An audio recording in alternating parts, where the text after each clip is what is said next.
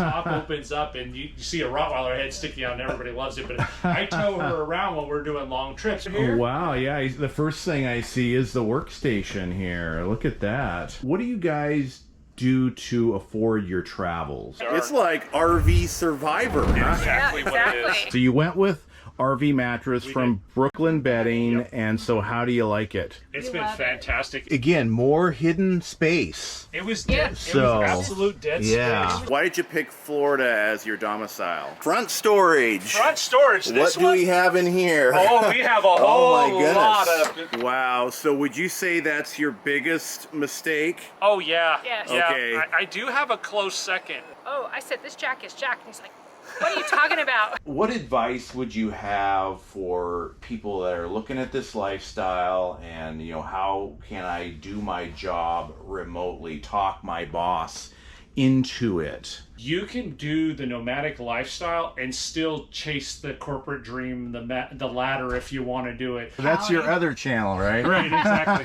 Yeah, that's for the dog. It's called Only Paws. Totally get it. No, it's the monitor her. This is the most upgrades we have ever featured in any RV tour. Count them, over 65 simple to amazing RV mods, hacks, and upgrades. Let's get into it. I'm Tom. And I'm Cherie. And we're EnjoyTheJourney.Life.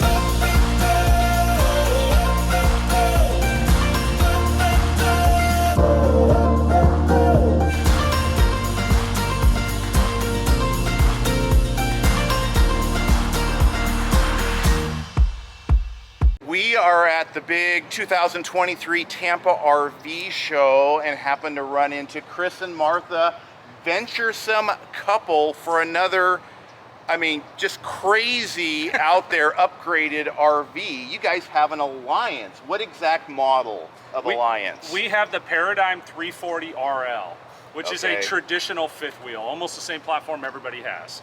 Okay. Yeah. Well, this is awesome because you're the first of two Alliances that we're going to be touring here. And like what I've mentioned to other people, you know, we like looking at other RVers' RVs rather than brand new models because there's so much you can do to make it more homey. Absolutely. Right? Yeah. And a stock RV is kind of boring.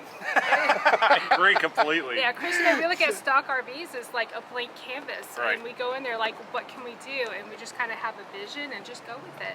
Yep. There you go. Well, hey, let's get started on the outside. I mean, the first thing I notice is your flag setup here. That Yes. is awesome. Yeah, it definitely sticks out. We end up, it's kind of become our signature. You know, when you stick 3 flags 20 feet in the air in front of your trailer, you don't hide.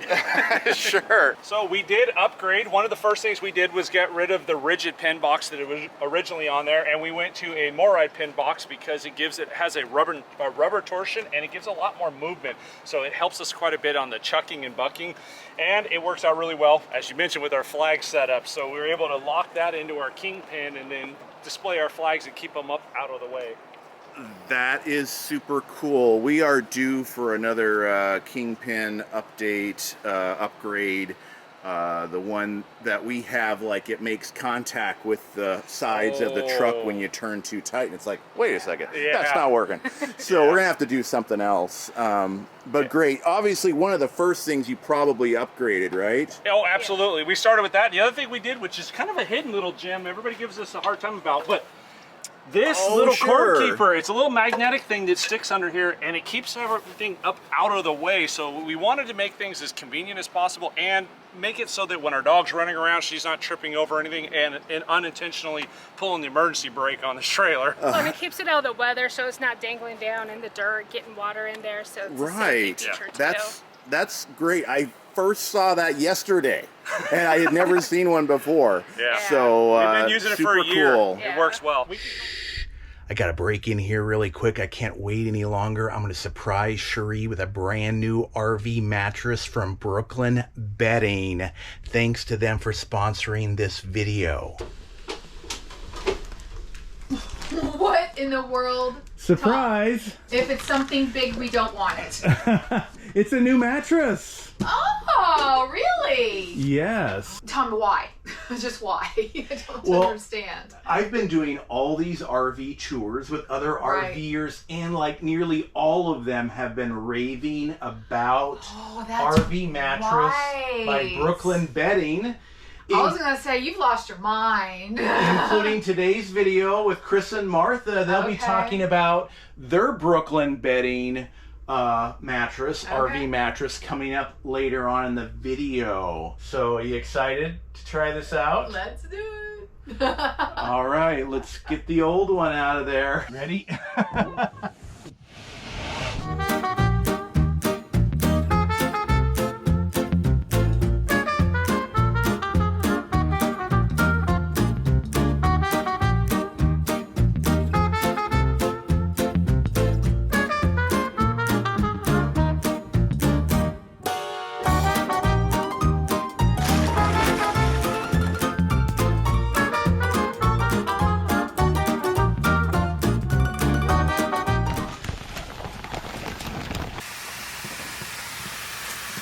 How important is good sleep? Well, you know, I'm huge on health, and sleep is a top priority. 8 hours of sleep a night is the goal. So what challenges have you had sleeping in the past? You mean like sleeping with you? Hey now. Or are we talking about mattresses and beds? Yeah, like mattresses. Yeah, well, you know, I've had back surgery, so, you know, I have to be really careful with my back, and I like to have a nice mattress that, you know, is good quality and, you know, good sleep and not wake up achy. So, I like a good mattress. So what do you think of it so far? It's fit for a queen. Yeah, I guess the true test will be tonight, huh? Cherie and I have had RV Mattress by Brooklyn Bedding for months now, and from the very first night, it was like magic. I slept solid all night. We love it because it's firm yet soft, and it keeps us the perfect temperature all night long. The technology that goes into these mattresses is incredible. That's what's cool about RV Mattress by Brooklyn Bedding. They have all these choices. Cherie and I went with the Aurora Luxe Queen Firm because it fits in our RV and it met our preferences for firmness. With your RV Mattress by Brooklyn Bedding, you get a 120-night sleep trial. It also has a 10-year warranty. Ships for free within the U.S. It's also made in the U.S. So if you're looking for a new mattress for your RV, go to rvmattress.com. We'll also put that link in the description and the pinned comment. And guess what? We have a 25% discount code for you. Now let's get back to Chris and Martha's amazingly upgraded RV. Front storage. Front storage. What do we have in here? Oh, we have a Oh whole my goodness. lot of in here. Wow, where's your generator? Our generator's in the back of the truck. Okay. We're powered by lithium. Okay. So we have a fairly robust solar system on here. We did 12 100 amp hour Renogy batteries. And we did it a little bit different because we did a combination of Renogy and Victron, which I've never seen anybody do. Usually you go one brand or the other, but we've done both since we removed the factory inverter, which was here. This used to be an inverted coach because it was a residential fridge. All we did is put in a junction box, went end to out, and it inverted the entire coach, which you'll see as we move along. And we did a major upgrade recently to Hydrostar disc brakes because this came factory drum. So that was one of the things we ripped off and put in disc brakes. We have two of our MPPTs up front, so our solar charge controllers are up front. One of them is for our deployables that goes exterior, and the other one is for 5 of the 9 panels that we have on the roof. And don't forget, so you move the factory lights, these two right here, they were on the other side of the wall. So when we installed the solar system, they actually had a great idea. Push them through here so we get more light. Okay. Yeah, since this is an area we access all the time with our solar in the night, it's nice to be able to have that. So now we have 3 motion lights inside the front bay, front storage that wasn't originally there from the factory, and that was just a matter of running it through, like Martha said. Yeah. That's really cool. And so you've got the Renogy batteries. Yes.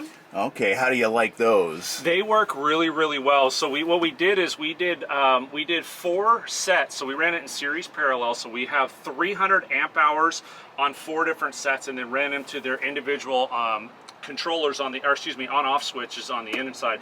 They function well together, and we're able to run our bedroom AC all night long, completely boondocking, and be able to keep cool, which is important when we're traveling with the dog. And in the amount of solar that we have, we're able to regenerate that by usually noon the next day. Okay, and did you say how much you have on top yet?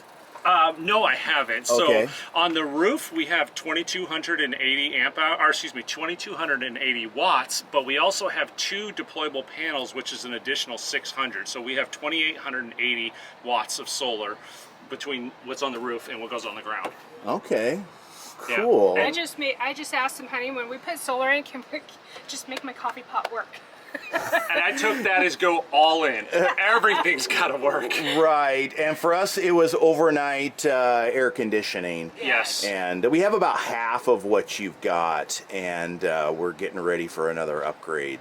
So, yeah, the only thing we had to do a little unique on this, because we have deployables, one of the 2 MPPTs in here is actually dedicated just to the deployable panel. So the one on the left, it actually runs out into our propane, which we'll show you around the side. okay, and what would you say you have invested in your solar and batteries? I would say it's about $25,000 for full components, install all the equipment, Wow. everything. Wow. Is that including going to the solar class at the NRVTA that you went to? Yeah, that's included, because I went to school and actually learned how to do this to make sure I didn't screw anything up. Okay. Yeah. I guess that's important to say that was all DIY then. Right. I was Okay. directly involved with every aspect of putting this in. I mean, we had help. It took a team to get all this together, because we were the first ones that we've seen that have taken 2 different manufacturers, so Victron and Renogy, and put them together to a system to make them communicate and work well together, because it's not either or, it's both. Very cool. So we actually, as from the one MPPT, we ran a breaker box directly in here, and we have the PV cable, which we have it right here. So when we let out our deployable solar panels, we just run it straight down, and then we can put the blankets out on the ground. Is that a gas stop that you have right there? It is. We do Okay. have gas stop. There you go. I definitely love gas stop. That is a must-have for propane safety. And how many watts in deployables then? 600, so 300 per panel. I don't think I've ever seen a fold-out that big before. We've never seen Oh, anybody. and Puppy walked across it. Always. Yeah, Puppy put the mark So on. that's our friend Christine and Aaron's puppy Louie. So when we were Okay. at RV Unplugged and filmed that, Right, I don't know a lot about RV Unplugged, but I understand it's like a boondocking challenge. so we were completely off grid, and it's a competition Okay. produced by the NRVTA, and it was challenges, and there's like RV type, build type stuff challenges and components that you would use in combination of RV life adventures and elimination. So it's coming out this spring, and we're part of the first contestants. Chris is the only veteran contestant. I'm the only Native American contestant. Okay, very cool. So we'll let everybody know, maybe put a link down below in the pinned comments and the description so people can catch that. Because there's a lot of other people on that as well There's that other are RV recognizable as well. Yeah, So I know there's Phil and 8. Stacy. There are team captains, Okay. and then there's 8 like couples and 1 individual, but like 8 of us, like 4 on each. So Very it cool. was a lot of fun. Yeah, it sounds really unique. And this solar setup was probably very helpful for that. It was. It was, yeah, this solar setup was absolutely mandatory, because when they said unplugged, it was no joke. We pulled up, the first thing they did was drained our tanks and said, okay, you have no fresh water, you have no power, let the games begin. And we were well prepared with this system, and you know, in a matter of 2 minutes we can add another 600 watts. So if we start utilizing a lot of power, we can, okay, boom, add it. Or if we don't need it and the sun's good on the roof, we just leave it tucked away. So it gave us a good expansion. Okay. And so we could run barbecues during the day. We ran a pellet grill during the day, so we could cook during the Nice. sun. Yeah, we were pretty spoiled on the show. What did you have to do for water then? We had to earn it. We had to earn it. Oh, okay. That was part of the competition. We had to actually compete to get water. Yeah. Okay. And of course we had to ration our tanks because there was no dumps or anything. I'm thinking like, gosh, you got to go pump it out of a lake or a stream or something. We'd have been okay after living in Alaska. We'd have been ready for that, but it wasn't that bad. I know we had our life straws ready just in case, tucked away in case. Yeah, we didn't know what we were walking into. We didn't know because it was like, Right. there's a non-disclosure. We'll meet you here, and we're like, all right, just show up with some food. I mean, they provided drinking water, so none of us got dehydrated. But other than that, Life, everything else we had to earn. It's like RV Survivor, huh? Exactly what it is. Yeah. That's the best Very way to cool. explain it. Very cool. That is a huge storage compartment. Yeah, I'm gonna open up and pull the tray through the other side. So another cool thing we did is that he added lights in here, LED lights. Hey Chris, before you pull it out, hit the light button. Oh, nice. Yeah. And he has that wired in, and there's just a push button. And you've got the, legendary MORryde trays. Yes. The riser kit. Yeah, we do not have this kind of space in our Momentum, so we can't even put a tray in there. I mean, we are, when we were looking for this particular model, the two things we looked at is storage capacity, of course, physically can we put stuff, and also what the available weight for our cargo was. And this trailer for Alliance had the best storage capacity and weight capacity, and we can have up to, I believe it was 3,500 pounds of cargo in this floor plan. 36. So 36, which works out good because immediately we took 800 of that and lost it with the solar system. So it still gives. It's give and take. So with the solar, we didn't go with the washer and dryer. So it's one of those life choices that you have to make and understand that we need a massive solar system because we do a lot of boondocking. Like next summer, we're going to go back to Alaska, visit family and friends. Nice. We like to be off grid. So. Yeah, and that'll be multiple months of off-grid living. So having this is a huge win for us in that sense. So on the inside, you'll notice this is where you start to really see that the systems are completely different. We have two Renogy 3,000 watt inverters, so the entire coach is inverted leg 1 and leg 2. But all of our components in between are all Victron. So we have the Lynx distribution system on here. We have the Servo GX, which is our communication port.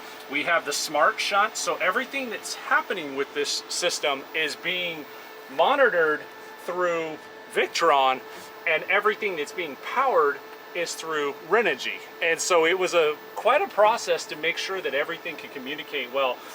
One of my favorite things that we did was actually install these little fans here. We drilled 4-inch holes on both sides to vent, because obviously this stuff can get warm on a hot day. Right. And we found this online where it's actually a digital thermostat, and it's self-regulating. So if it hits, we set it for 97 degrees. If it hits 97 degrees, we have a fan on the left, or a fan on the right, and a fan on the left, and it immediately creates a vacuum in here and starts venting the air out through where our propane is, so that we don't get too hot in our pass-through and overheat our system. What a great idea.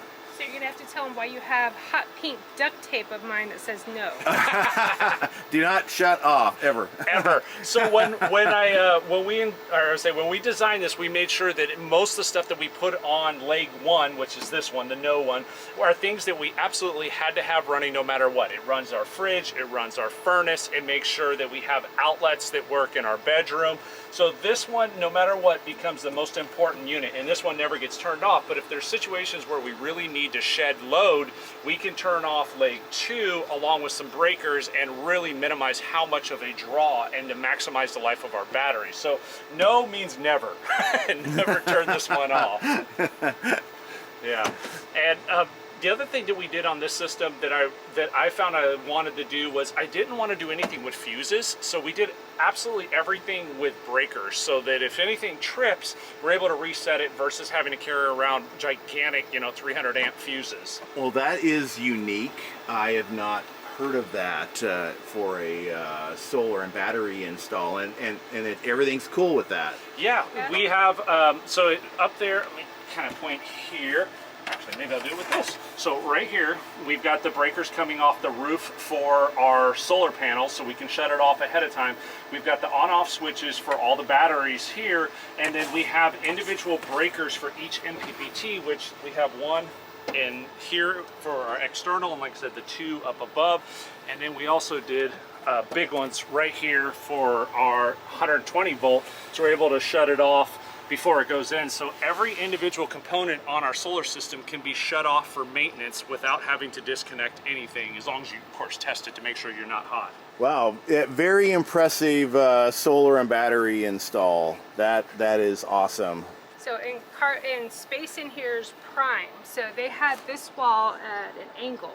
So Chris was able to move it, and then he created that carpeted wall right there with the board and matched the carpet. So the factory had this at a 45, and I was able to look behind the wall and realize, wait a minute, there's a lot of room back there. So I just I literally disconnected it, shoved it all back, built it a pony, and then opened up an additional 3 feet of space within the pass-through, which, as you know, is definitely difficult. You need every bit of space you can. Very popular hack. It's so much unused space in RVs, you'd be surprised where you would find it.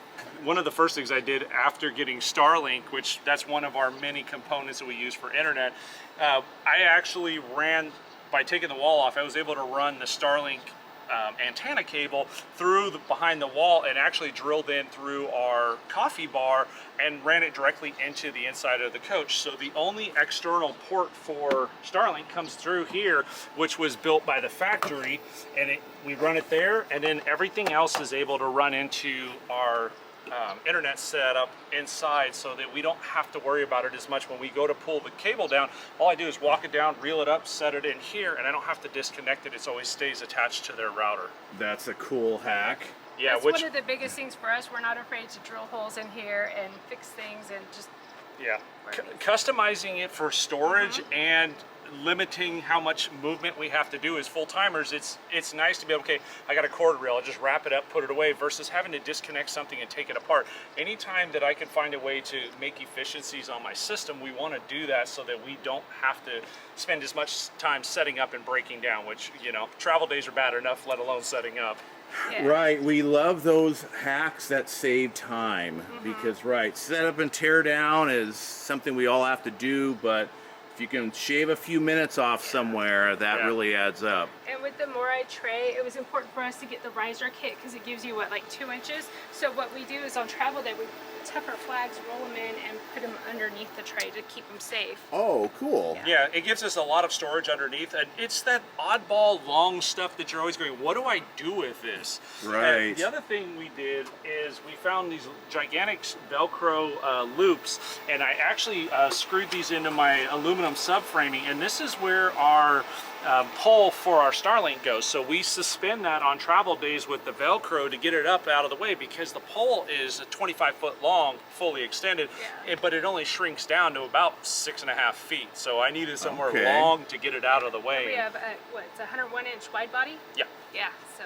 Yeah, so this is a very big trailer for what it is, for the size of it. Yeah, that's one of the bigger ones that I've seen. That is really cool. Little thing that is less noticeable but extremely important for us, we put a full ring alarm system in here, and we put sensors on all of our doors.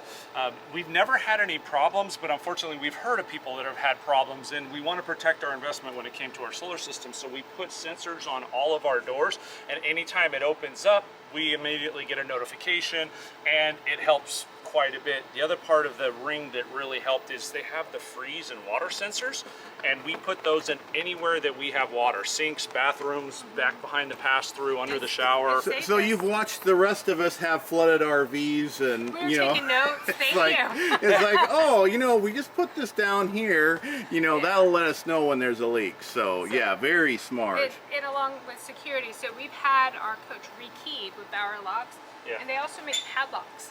Okay. So we have one key, and including the padlock. So our entire coach is keyed, plus the locks are keyed. So even when we do like locking up our EMS system, we can put a padlock on it. It's the exact same key for the trailer. So it makes carrying that. We have the Ring doorbell there, which has been amazing. Right here. Oh, so we don't have it on the actual door. We find that it's better view here. Okay.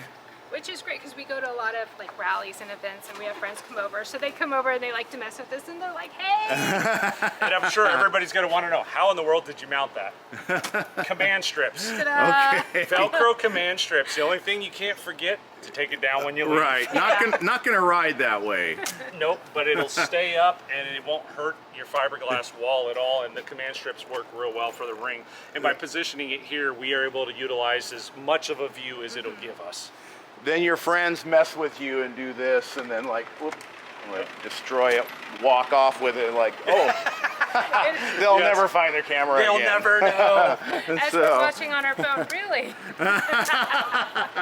I guess wear a mask. My favorite upgrades. I'm going to open this, and they're made. Oh my gosh, yeah, you've done a lot to your entrance So here. these are the MORryde StepAbove steps. These are the Gen 2. What's Okay. exciting about that? These little levers right here, I hated the pins. The little pins that you had to pull out and adjust. Oh, The- sure.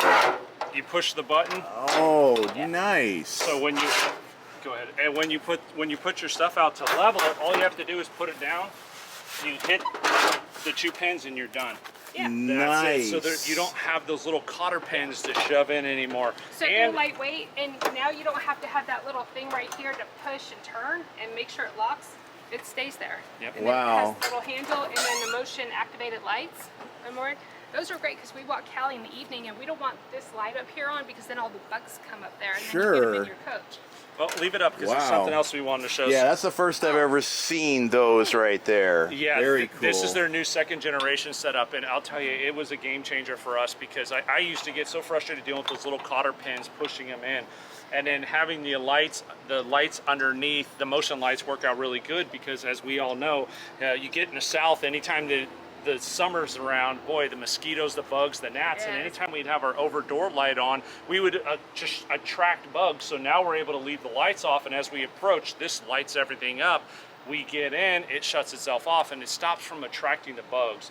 The other thing we did was a little bitty hack is Walmart. We went over there and just got this reflective tape, and we Yeah, stuck it's it. already pre-cut.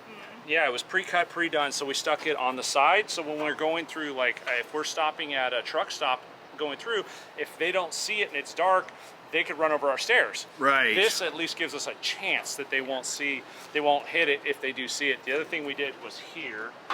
Nice. You want to talk about what Yep. Debbie? Nope. So this is the MORryde safety rail. We put a little reflective strip on here. We cut it in half, so that way we don't run into it. Yeah, some close friends of ours actually have this, and she came out and bent over and didn't catch it out of the corner of her eye and rammed it right into her eye socket. And luckily she was okay, and she said, hey, make sure you put something on there that shows. Some folks put a tennis ball, but we thought the reflective was a good idea because you could see it. What I like about it is it comes out further, and then you just push in, and there's a magnet right here. So on and it travel keeps it days. out. So instead of the foldable, bendable arms, because I'm sure we've all seen it on the road, there's a camper out there on the road right now with the little arm out, Right. and we can't. And with this one, we couldn't bend the arm back because of the slide. Well, in the awning. Yeah. Yeah.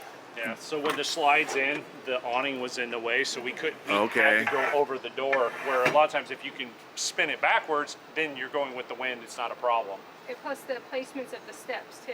Yeah, yeah. These nice. have a little bit more of a residential run. They're almost exactly the way they're set up for residential, so it makes it nice to enter and exit. Not quite as high of a step. Yeah. And the other thing we went with Very cool. on the door, this one was a little like $20 fine on Amazon, and you can just fold it, and it actually blacks it out. We've had the Wow. other brand where it's an accordion style. It doesn't. Yeah. They did a good job with this, whoever designed it, because it has magnets. So when you roll it up, it just stays in place. Yeah. And it's been really nice for us from not only a temperature standpoint, but from a complete blackout if you want it dark. And you can fold it down the other way. Yeah, I'm trying to think of the Lippert product that, we have the Thin same shade. thing. The thin shade. Yeah, thin shade, right. Yeah. And that is a cheaper, easier hack Yeah, it's than Velcro. that. Velcro. And one of the things we'll do is put links to as much as we possibly can down below for all the viewers so they can find some of these hacks. Yeah, absolutely. So, real quick, you have a pet. Oh, okay. So I'm just gonna go like this. Oh, yeah. Let's share it, your number to the world. That's really important. So if you're an RVer and you do go out for the day and your pets are inside, if your trailer does lose power or anything like that, they need to be able to get a hold of you. And we found that that writing on it with a Sharpie didn't work. UV killed it and it would just fade away. So even if you put tape over it and everything, so we just did one of those little label makers. And then I put Scotch tape over it and just mark. But we ordered it off Amazon, of course, but it's the reflective one, so even in at night, so if anybody's coming over and they're using a flashlight to look at your trailer, that lights up like a stop sign. I mean, it illuminates the same way. Great idea. And I imagine you have monitors through your Ring system as well, but it's nice to have a backup as well. So. And then if they call and there's an emergency, we can always give them the code. Yeah. Right. Yeah. We try to be really thoughtful of, like, if we're out and something happens, how do we get our dog out? And by having a keypad panel, having that on there, it gives access to the trailer where we could still secure it, and in an emergency we could get somebody in if they needed to. So we have multiple cameras inside to monitor Callie. We have, and we'll go over all the other stuff, but it's just important for us because she is our fur baby. Right. So, and then and who did you go with for the RV lock? So we went Bauer. Okay. Bauer locks. And the reason we went with Bauer is that's literally what Alliance uses from the factory. So it was, from a rekeying standpoint, it was really easy because it was just drop in and you didn't have to mess with any of the cutouts or anything. It was perfect fit. So and see another door hack here. So this one's great. So this is the Latch Extender by MORryde, and this is one of their newer products.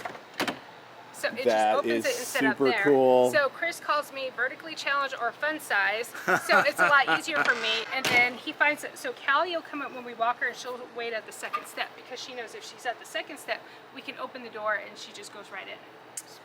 That is cool. That is one that Cherie is going to want for sure. And then every RVer knows what this is. It's a pool noodle that we cut. Yeah.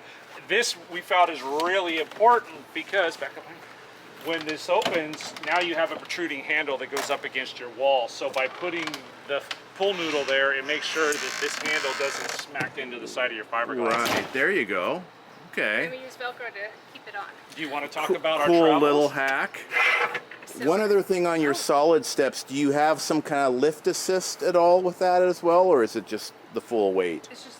No, it's yes. Yeah, she's like, no, yes. So yes, it does have the lift assist. It's having literally 2 fingers. And, and the nice thing is it'll stay right where, well, usually, let's see. Once I get it to the right spot, it'll stay where it's at. So there's nothing. And then it's got a handle underneath. And you can actually move that handle if you need it somewhere different depending on height.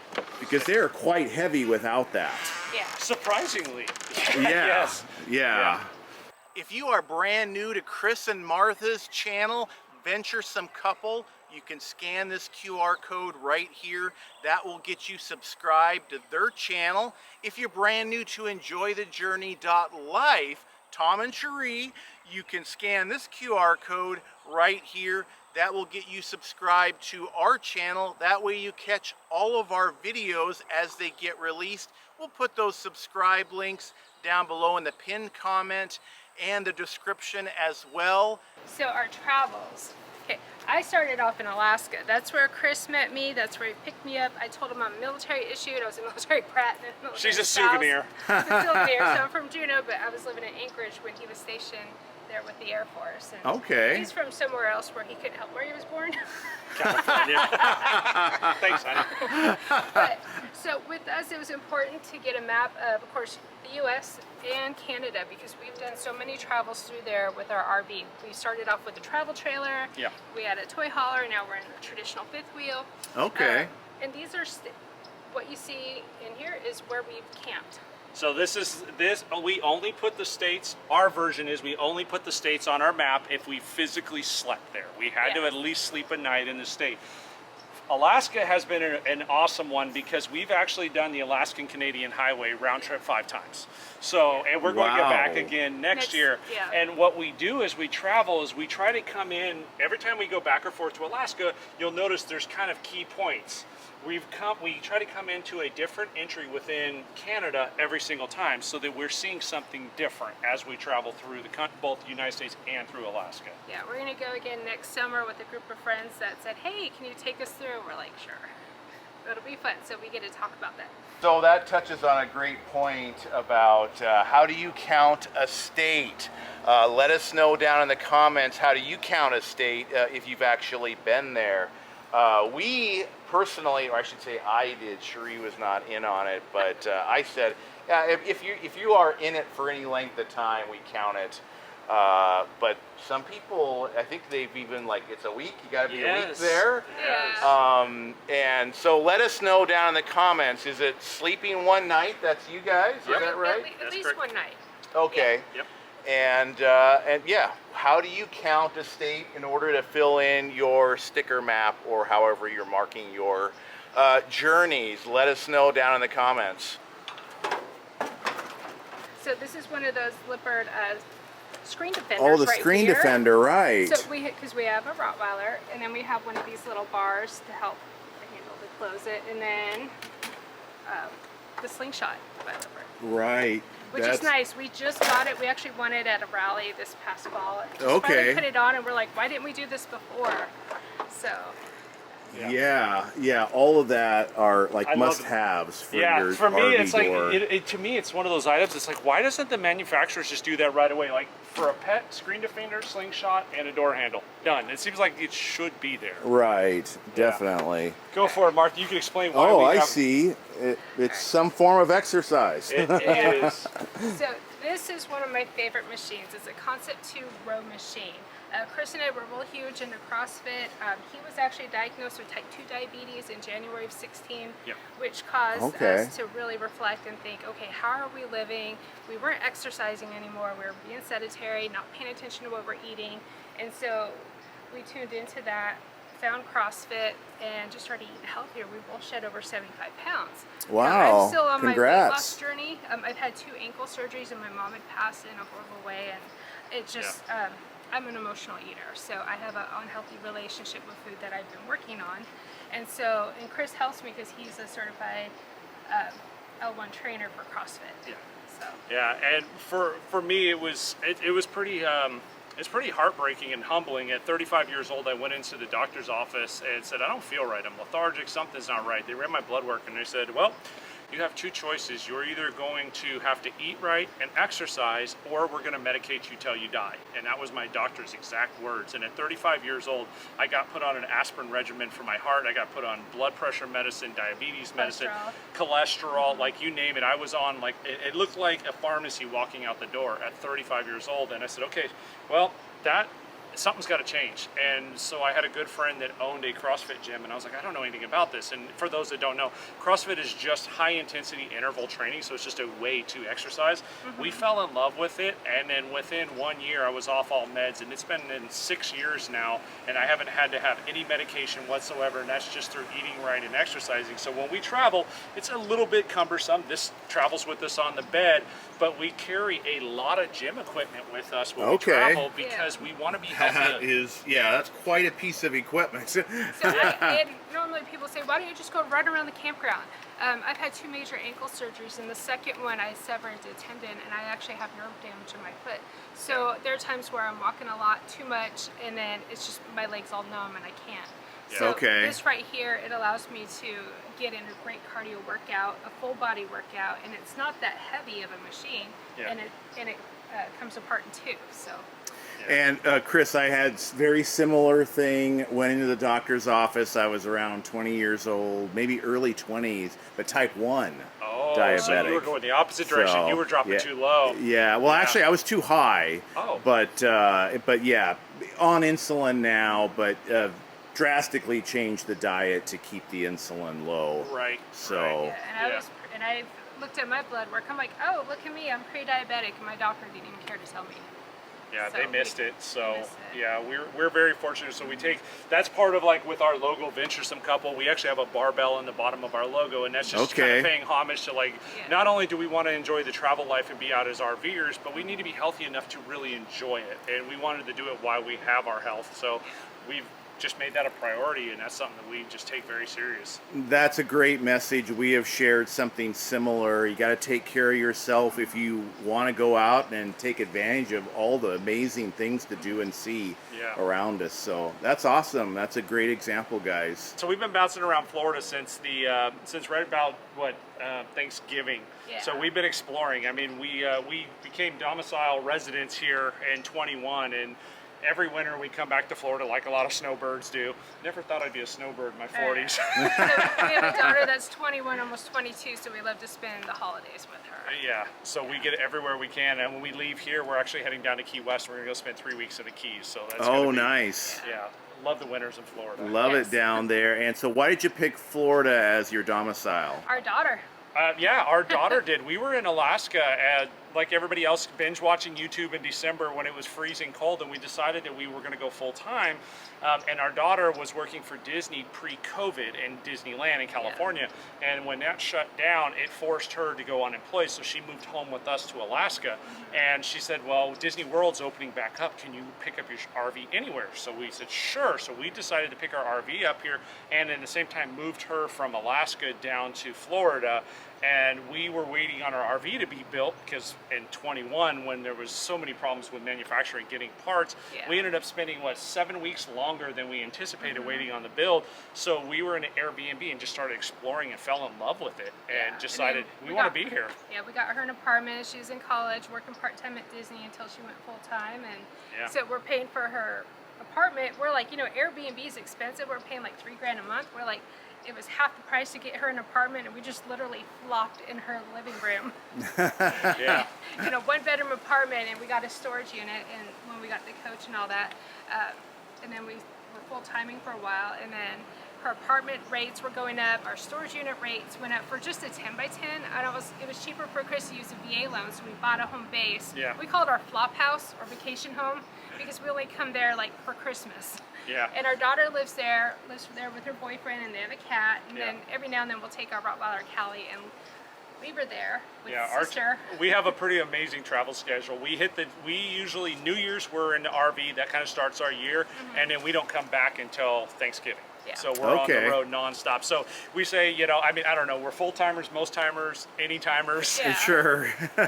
Yeah, it's like, where does it start to be full time instead of part time? I don't know what the technical but 11 months definition straight's is. pretty full time. Right. But it's nice because it's really good investment property. It was a brand new build, and and one of the things that we're really adamant about as RVers, and we really push this to a lot of our followers and subscribers, is making sure that you have a plan B in case something happens to your trailer. You don't have to own a house, but have somewhere to go if something happens, so that, okay, we got in an accident, we need somewhere to hang out, whether it's family or a property or whatever. So for us, that worked out.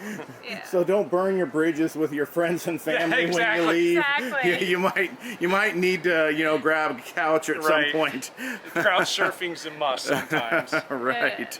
Chris and I were huge on safety, so we got the Halowview BT7, and it's the backup camera, observation camera, and the side markers. These are great, and they show in full color. The other part that she mentioned, observation, so it actually has a DVR function, so where we put a SIM card directly into it, it'll record, a memory card, not a SIM card, and it'll record the video footage of whatever the camera sees, so we can have both side markers and the back recording directly to the hard drive while we're driving or while we're sitting.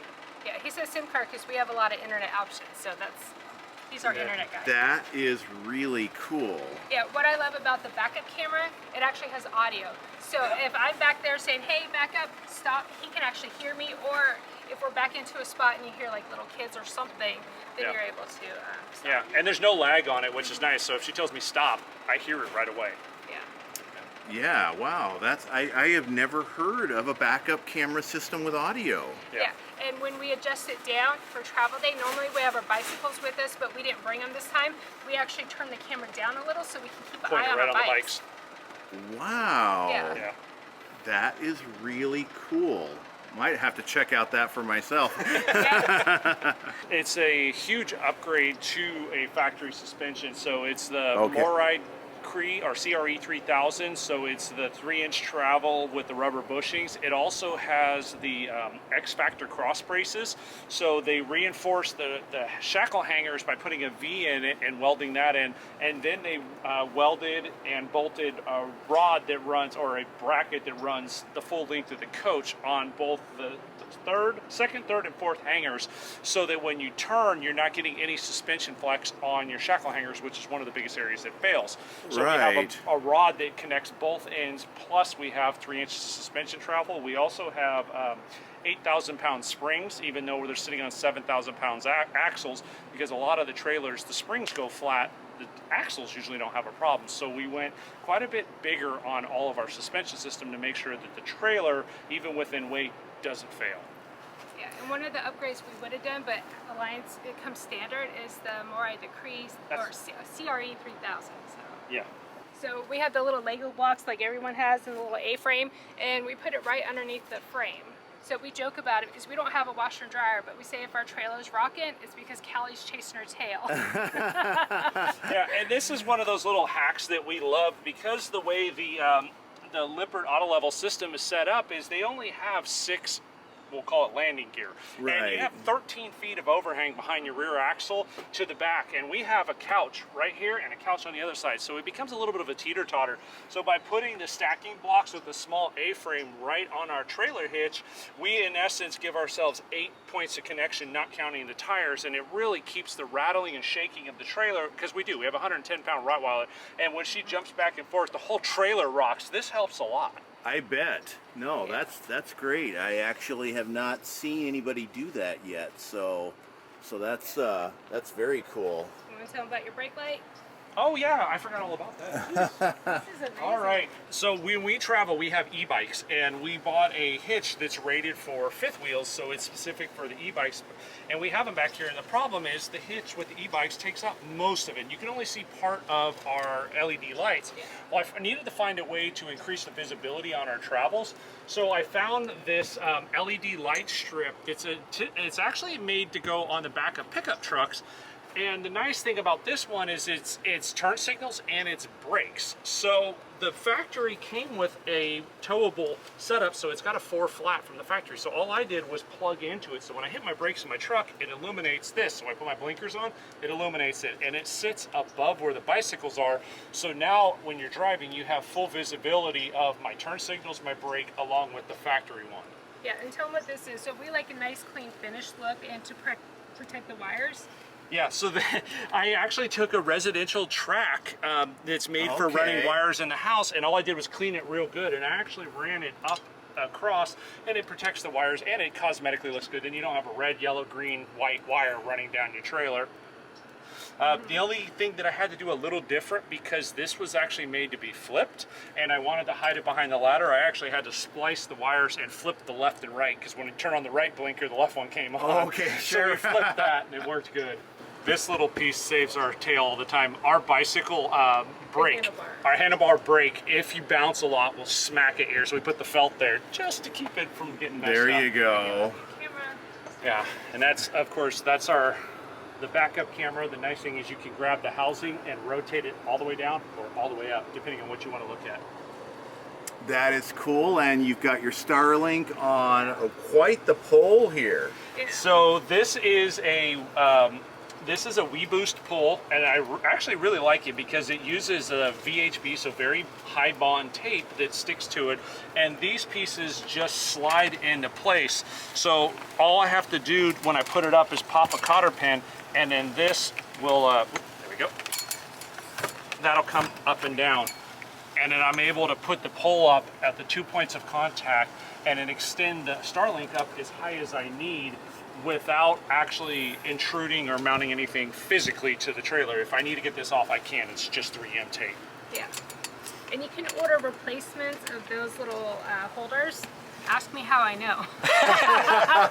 And the little orange cap on the Starlink is something we ordered off Etsy, and that goes on the plug to protect it. Because some of our friends had damaged it because he threw his wire down on the, not us, but a friend had thrown his wire down on the ground from the roof, and it just damaged it so easy. Those Starlink wires are pretty sensitive, and whatever that proprietary USB connector, and then you're out $80 for a brand new wire, or somebody 3D printed a little cap that has been great.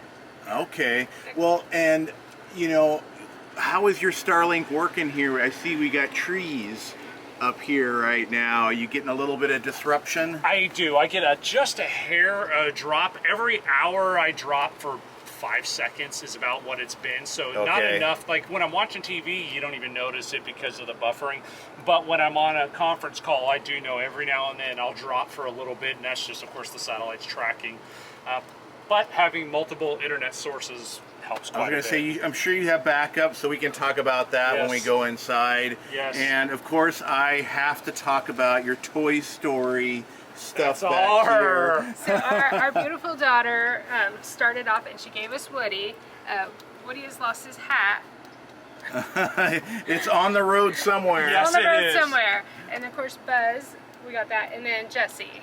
So, and it started out as a joke from our daughter for our YouTube channel. She said, hey, if you put Toy Story toys, it's going to catch people's attention. And then initially we had Venturesome Couple on the window right next to it. So you see this, you see Venturesome Couple. We only failed on one thing. We're in the slow lane. Everybody's on the other side. Yeah. So we just did a funny reel where we're like, we're sick of it. We're done. It has to be done. He's like, I'm doing it right now. And then I time-lapsed him like scraping it all off because it was just on this bottom right. And then afterwards, he puts it up on the top left, and I'm like, yeah, when you're passing us and we're in the slow lane, you'll know who you're passing. And it's hilarious that it actually, a lot of people tag us on Instagram and on TikTok going, hey, we just passed you, with a picture of our toys. So we're a huge Disney family to begin with, and it started out as a joke with our daughter, and we love it. It's almost time to update them. They're getting a little beat up. 18 months on the road, they're getting a little rough. Hey, I recognize this guy. To infinity and beyond. We put bug guards on the outside, so mud daubers, any kind of flying little insect. For whatever reason, they love the smell of propane, and they want to get into your water heater and your furnace. So by having a little bit of a bug guard on it, it keeps the bugs out. I've had zero problems with any of the maintenance, because we've heard people say, oh, can limit airflow. We've had no problems, and this is our third coach we've had it on. To me, this is one of the most important things, especially when you're running around where there is mud daubers or wasps where they want to build nests, so that helps quite a bit. My favorite attachment that we put on this trailer is actually right here. Oh yeah. When we bought this from the factory, it did not have this because they can't put it the exterior wastegate valve on there. So we put a Valterra valve, and instead of doing the twist on it, it would have been too low. So I actually cut our piping back, measured the distance between here, and then glued it in place. And then when we travel, I keep this closed at all times, and 100% of every time we open it, there's something behind it. And I don't know what it was or why our valves, we never have any problems with them leaking, but there seems like there's always residual, and having that there makes sure that I don't end up with any unpleasantries when I start. Exactly. We have that, one of the first upgrades that you got to do. So yeah, must have for sure. Yeah, so Chris and I, you may notice this stinky slinky, but we call it the poopzooka. So it's a poopzooka holder down there. So sure. Two of them. Okay. Because sometimes there's places where you need more hose, so. Yeah, so we actually have two of them here, and then we carry actually 60 foot of sewer hose, so 4 15-foot sections. So you have the one there and then the one up there. One of the other things we did right away was put SnapPads on here, which we really like, especially in places, it seems like Florida with all the rain, it's nice to have a rubber base, especially in the mud. So we found that those work really, really well for us. Right, yeah, RV SnapPads, another must-have, and, those tubes, what'd you call them again? Poopzookas. She calls them poopzookas. Poopzookas, that's not the technical name. No, actually, they're Valterra, I don't even know what they're specifically called, but they're made to hold the actual waste valve. I need to get those because, I'm giving up too much room storing them in, what limited space we have underneath. So yeah, we used to put them in like Rubbermaid containers to keep all of our black tank stuff away from everything else. We And just didn't want to smell it in the bay anymore. right, Yeah. exactly. so that worked out real well. I'll let Martha tell you about this because Martha is all about a thing we call snobby water. That's all her. Those are the pinky up. So triple water filtration system. It is absolutely amazing. And for me, having long hair and then like having soft skin, water softener. So Chris went with the bigger one than we normally do, and it's been working great. I love drinking the Clear Source water. Yeah, the Clear Source triple filter we found has been really good in that it. This one has, I think it's a 5 micron, a 1 micron, and then a half micron with a virus guard, and then it goes into a water softener. So it's a little bit overkill, especially with the water softener, because the way we have it set up, the entire trailer gets soft water. So everything gets filtered and softened before it goes in, which some of the parks that we've been to have really terrible hard water, and you get calcium buildup real bad. So we figured we would rather have to regenerate that regularly versus deal with calcium buildup inside of our trailer. So I got to keep Mama happy. Snobby water is what we coin it. That's her must. The Clear Source is very popular, but I don't see as many of the soft water systems out there. So yeah, because it filters the water but adds a salt back in, so you can actually drink it from the tap. Yeah, which before we were carrying around cases of bottled water because she would not drink the RV park water. Now she will. We always joke for a long time that, so I'm a big water snob, so even like when we first started dating and stuff, we did a little water taste. So they blindfolded me, brought me 2 cups of water, one from like the fridge water, and one from the sink, and I knew the difference. And it gets better. So she knew the difference between tap and fridge water. So when we put this in last year, I said, there's no way you telling me it needs to be regenerated. She said, no, the water's bad, it needs to be regenerated. So I went on to Amazon, I bought test strips, and I put the test strips in, and I checked all the levels on it, and she's like, it needs to be regenerated. She was right. I did that 2 times. I said 2 different times, she's like, you need to go out there and regenerate it. No way. Test it. I give up, she's right. Very cool. Yeah, that's a great setup. Yeah, and it works really well. They're both made to be outside, so we don't have any weather issues. It's been good.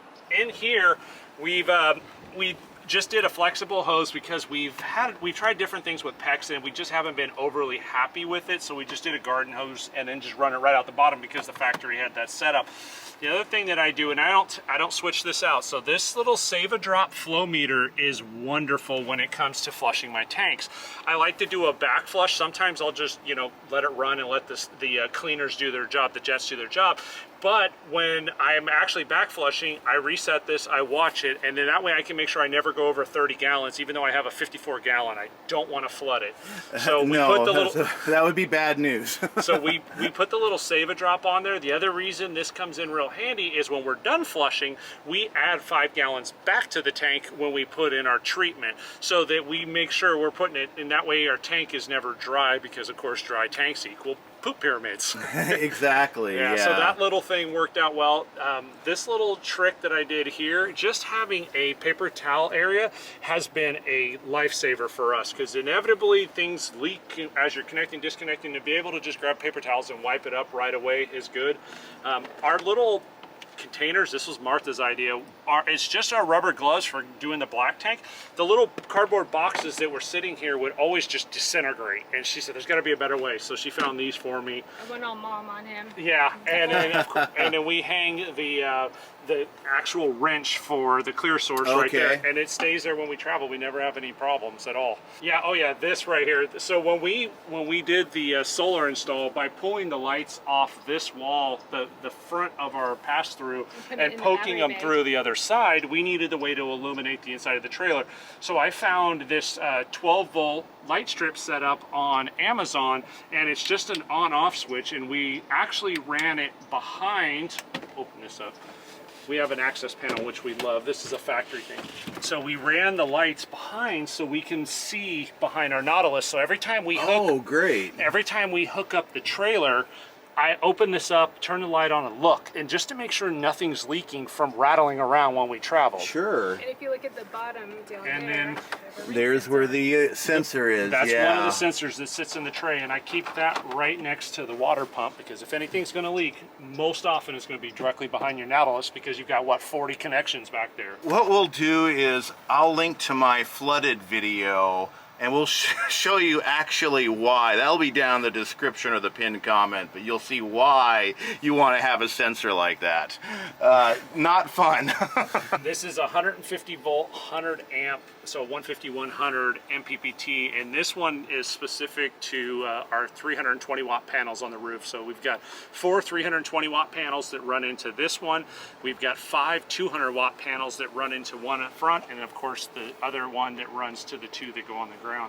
And then this is the secondary fan, and this fan is also ran into the thermostat on the other side, so they're set up as a suction, so they create a vacuum to vacate the air out of this bay. And because the factory has these holes on both sides, it creates a flow, and it works really well to keep the heat out of here when it's hot. we are going to have an upcoming video. Chris is the star, and he's going to tell you why you should never walk away from back flushing your black tank, why you should not use a drill underneath your trailer, and not to use a box knife to cut like 18 inches to 2 feet under your belly and slicing your gray tank open. So you ever heard that term, don't be that guy?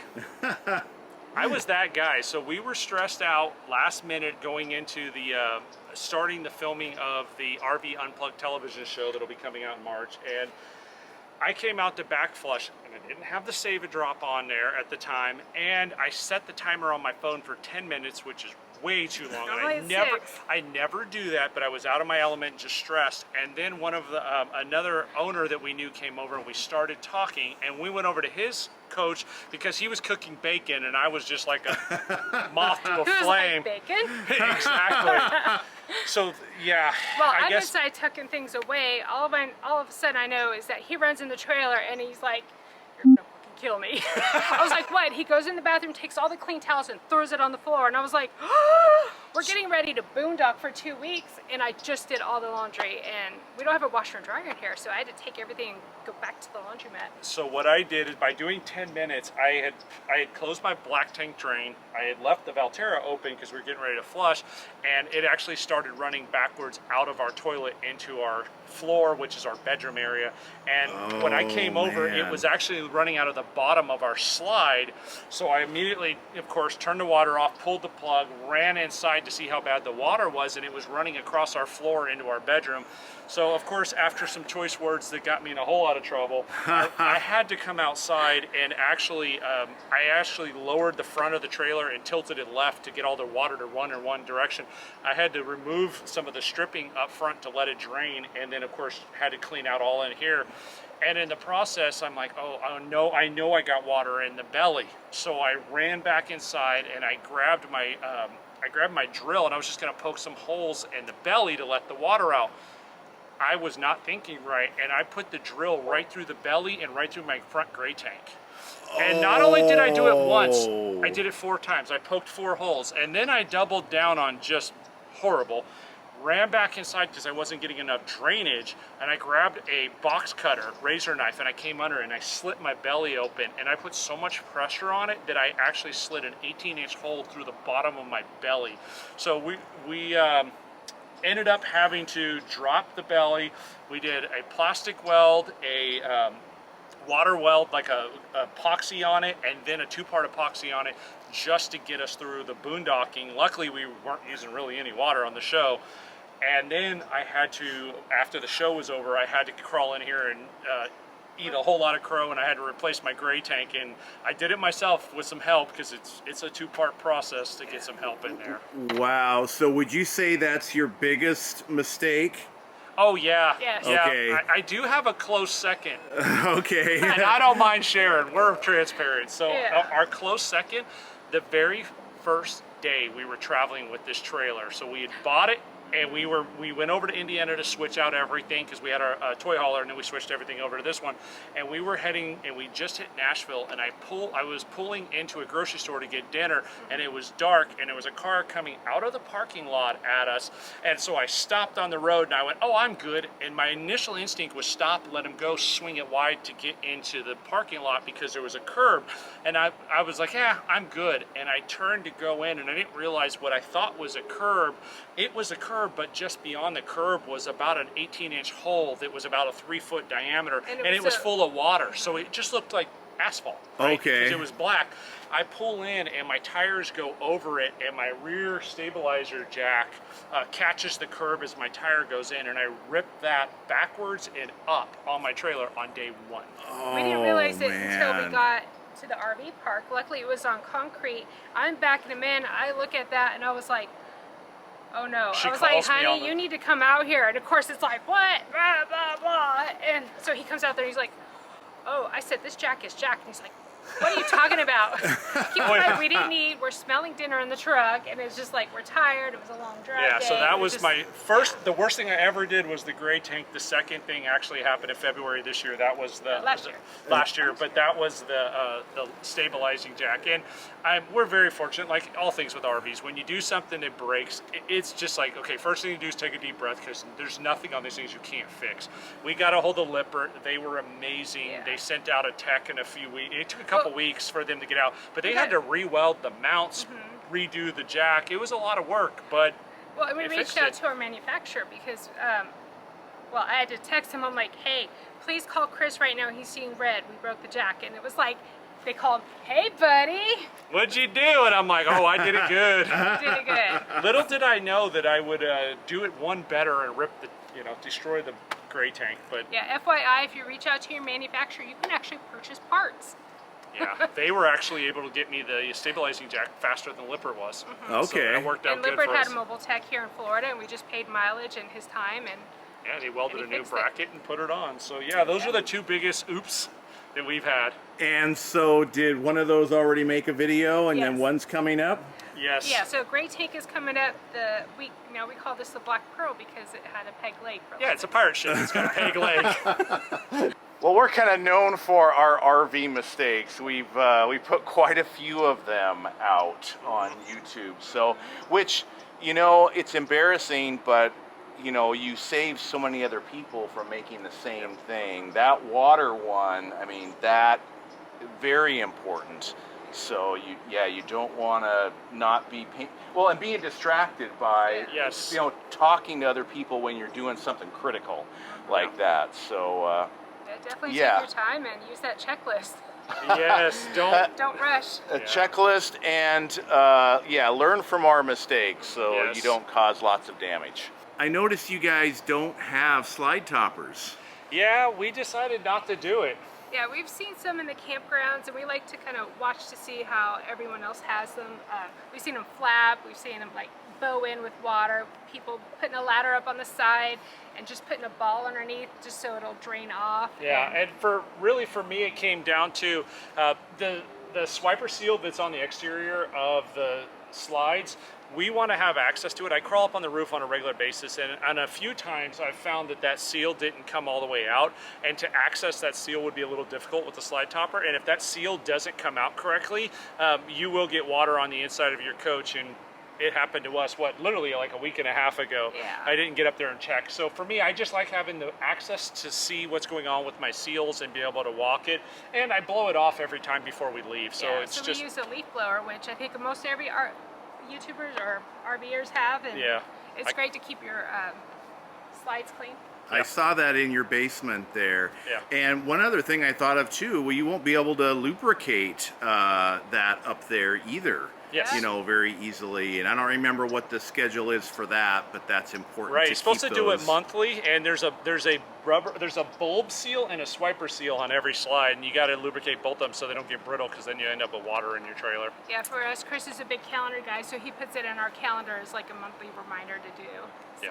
So. Okay. So what do you guys think of this tour so far? I mean, and we're not even done yet. I mean, we got to go inside and look at all the upgrades inside. So, let's take a look at your home on wheels. Oh, thank you. right. Come on in. This will Yeah. be great. Wow, this is amazing, guys. Thank you. Come on in. Yeah. Thank you. Make yourself at home. Absolutely. All right. All RV doors. Exactly. And I see Callie back there making herself at home. Yes, the queen of the castle for sure. Okay. Yeah. That is a big RV dog. And she loves to travel. She loves Yes. these big atrium windows, and since we've been here at the campground in the Vin area, there's squirrels that run the fence, and she just sits there and watches them all day. So she's very Exactly. nervous easily. Yeah, it's television for dogs, squirrels running the fence line. That's funny. Yeah. Martha, you want to talk about your office over here? Wow, yeah. The first thing I see is the workstation here. Look at that. So we took out the factory dinette and the dinette chairs. We replaced them with just inexpensive Costco chairs. Okay. This is Chris's baby. Wow, look at that. Let me. So that is a frivolous option, a frivolous add-on that we really wanted. I really wanted and sold Martha on. It is a black walnut split, and it's actually one piece, and an epoxy pour river on it. And we wanted something nice to sit at, and we couldn't find a countertop that we liked that would look good here. So we had the idea of, let's just go big. So we did a regular size table, and it is 60 inches wide, so that if we ever decide to get rid of this RV, we could pull it out, put 2 more legs under it, and then it can go in the house or with us into the next coach. And we needed to set up a workstation so that Martha can edit. Yeah, so I can edit, and then Chris works there, and then sometimes I take my little office and I go into the bedroom and I put my computer on the dresser, and we switched out the TV, which we'll show you in a few, and use that as a second monitor. So by going 60 inches wide on the table, we were able to go side by side, and it works out really well. I'm left-handed, I sit on the left side. She's right-handed, she sits on the right side, so we don't play elbow wars all day. Yeah. And the 2 27-inch monitors works out really well. We both work on headsets, so we find that we get to sit in some of the most beautiful areas and work side by side. And in Martha's secret to success, Noise canceling headphones, and they have to be pink. I have, is this the Sony's? those are the Bose. Oh, okay. I'm Yeah. trying to think.